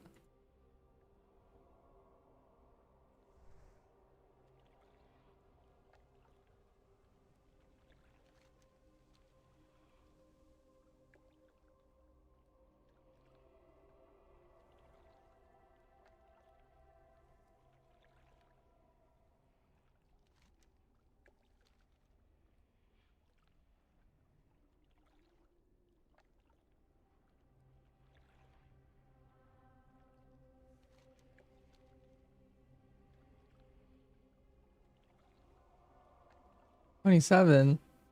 Yeah, snooze. Did I stay up all night? No. I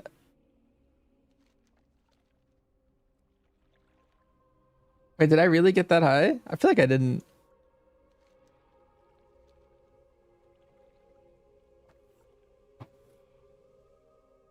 I am getting farmed by an elite right now though.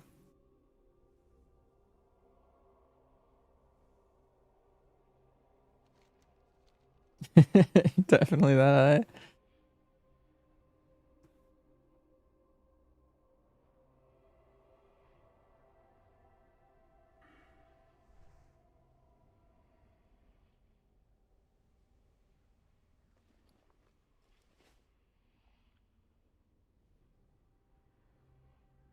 Dance faded. That should be an emote.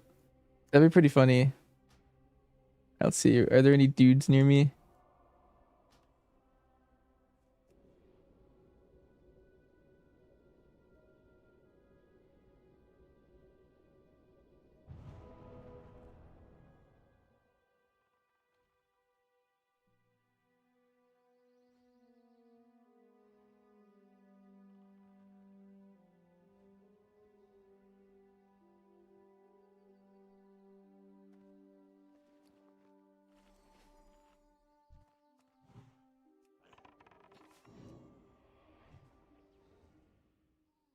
to target something first.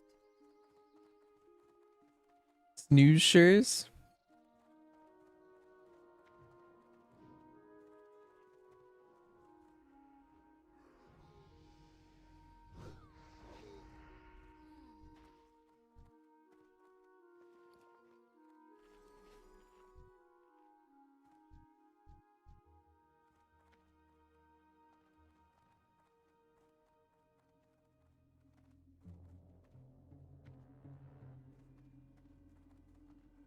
Snooze, you should.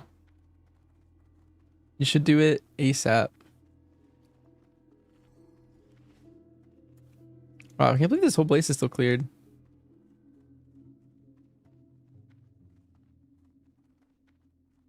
Okay. Go up here and fight these guys.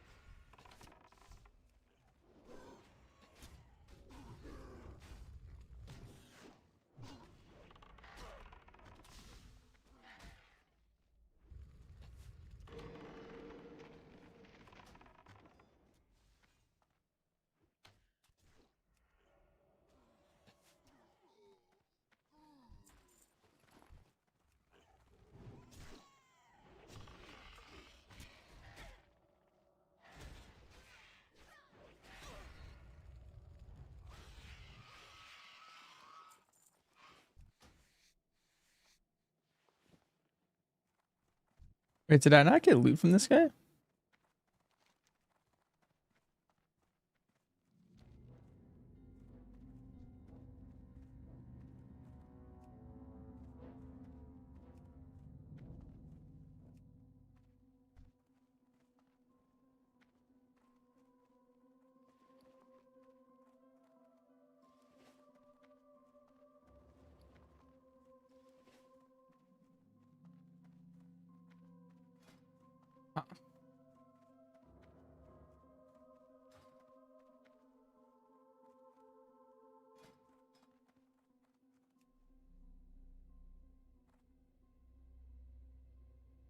Light spawn doesn't heal the last boss in Priory. Oh, that's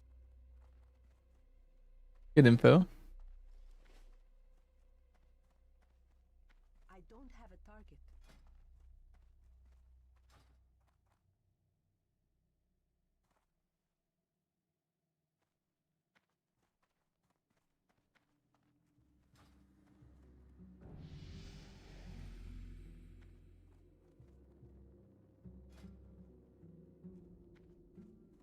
I swear if this guy to respawn because I didn't loot his head because we were in a group, I think. I don't know. That was weird. I feel like I should have gotten loot from there, right?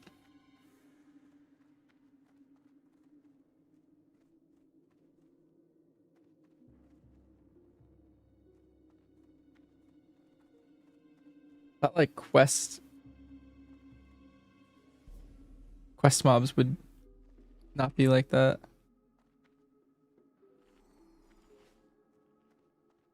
Le track. Stage fright. Hmm.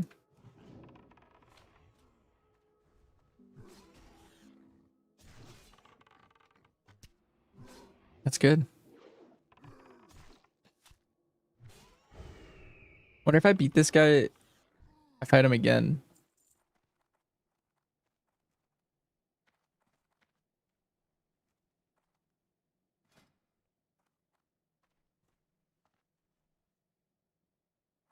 Okay, let me check my stamina on my boar. He has 117 stamina.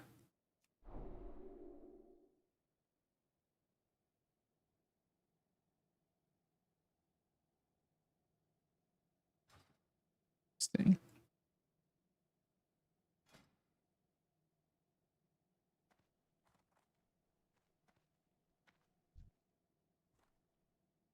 But by learning that one, I only got 10 stamina, but I got all the previous nodes.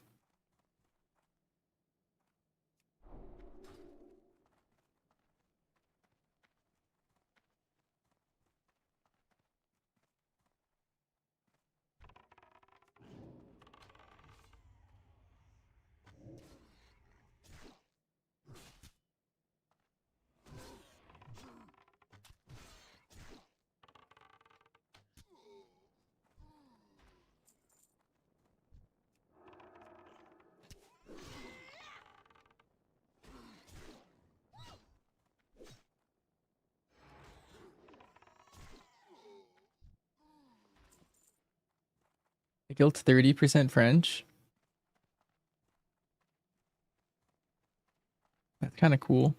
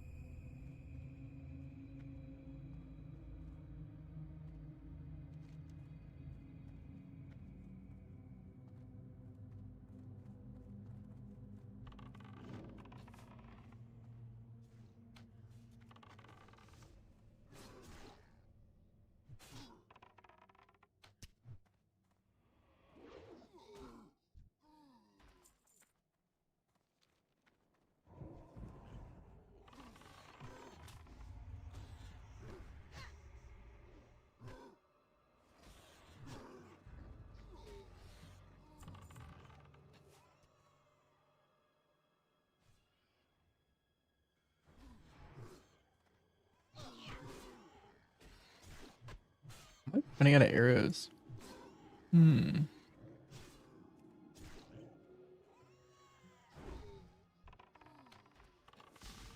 Yeah, we need to like hurry and get out of here. This kind of sucks.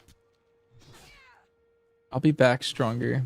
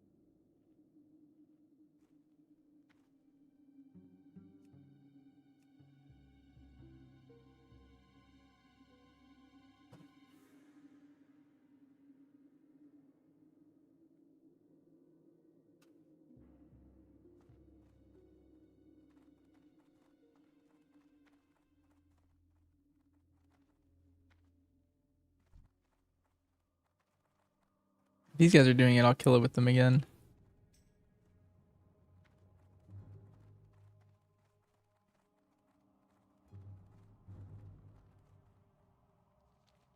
Looks like they're not.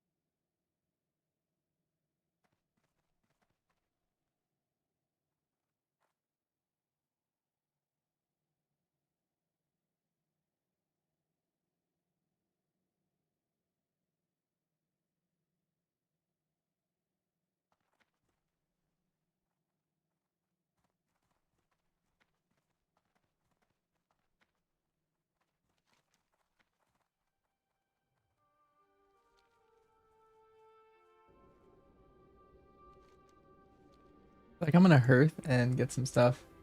Is retail worth playing right now? Only to set up your UI, I think. I would say like set up your UI, and then there's something else really that you like need to do. I buy and trade.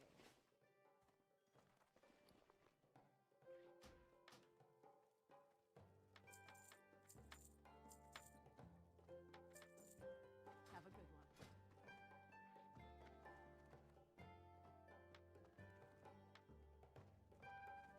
Well met. Oh, my weapon got stronger too. Can I help you? See you around. Hey there. See you around. Be careful. King's honor, friend. I have an off-topic question. Do I think it's possible to make a workout session for your cats to help them live longer? Light be with you. Yeah. It's called like playing with your cats. I think you just play with them, and I think that will keep them healthy. What can I do for you? Safe travels.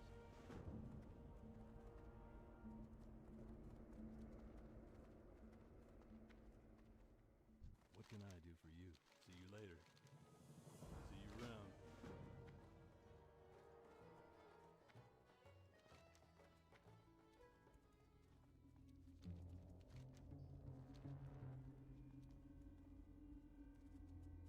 Around 2 a.m. Yeah, if they get the zoomies at 2 a.m., you gotta take advantage of Can I help you? their speed. Farewell.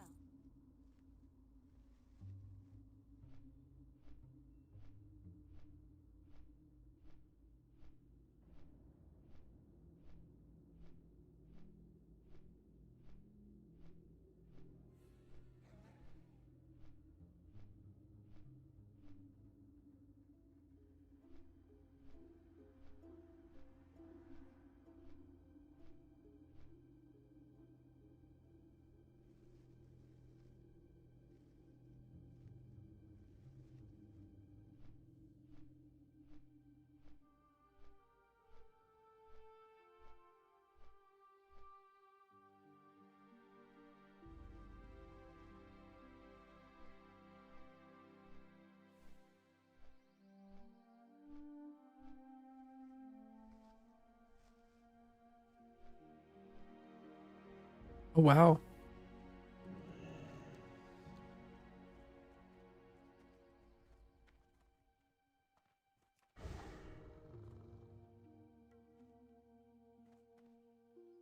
So in like the near future, Snooze, you're telling me my cats will live forever? Well met. Go with honor, friend. Need help? Or the Alliance?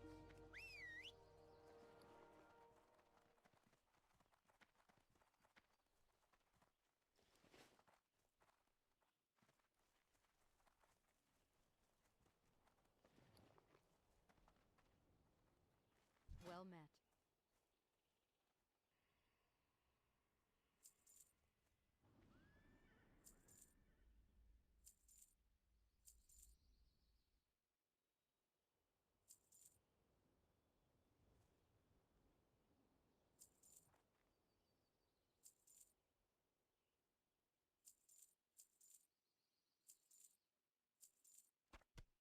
Go with honor, friend.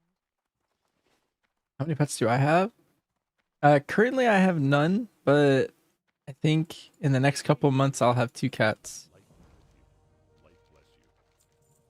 Be careful. And I used to have 3 cats. And then Load up. See you later. those were all like my childhood cats, and so slowly over time they kind of passed away, Have a good one. Finest wine. and we never really replaced them.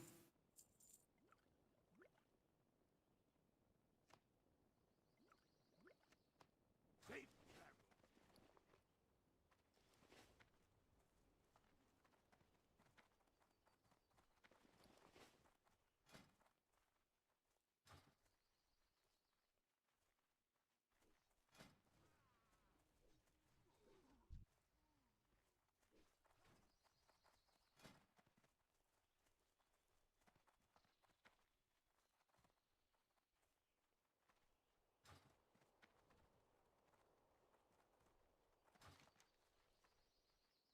I gotta head back and I gotta kill this guy. We're gonna win this time.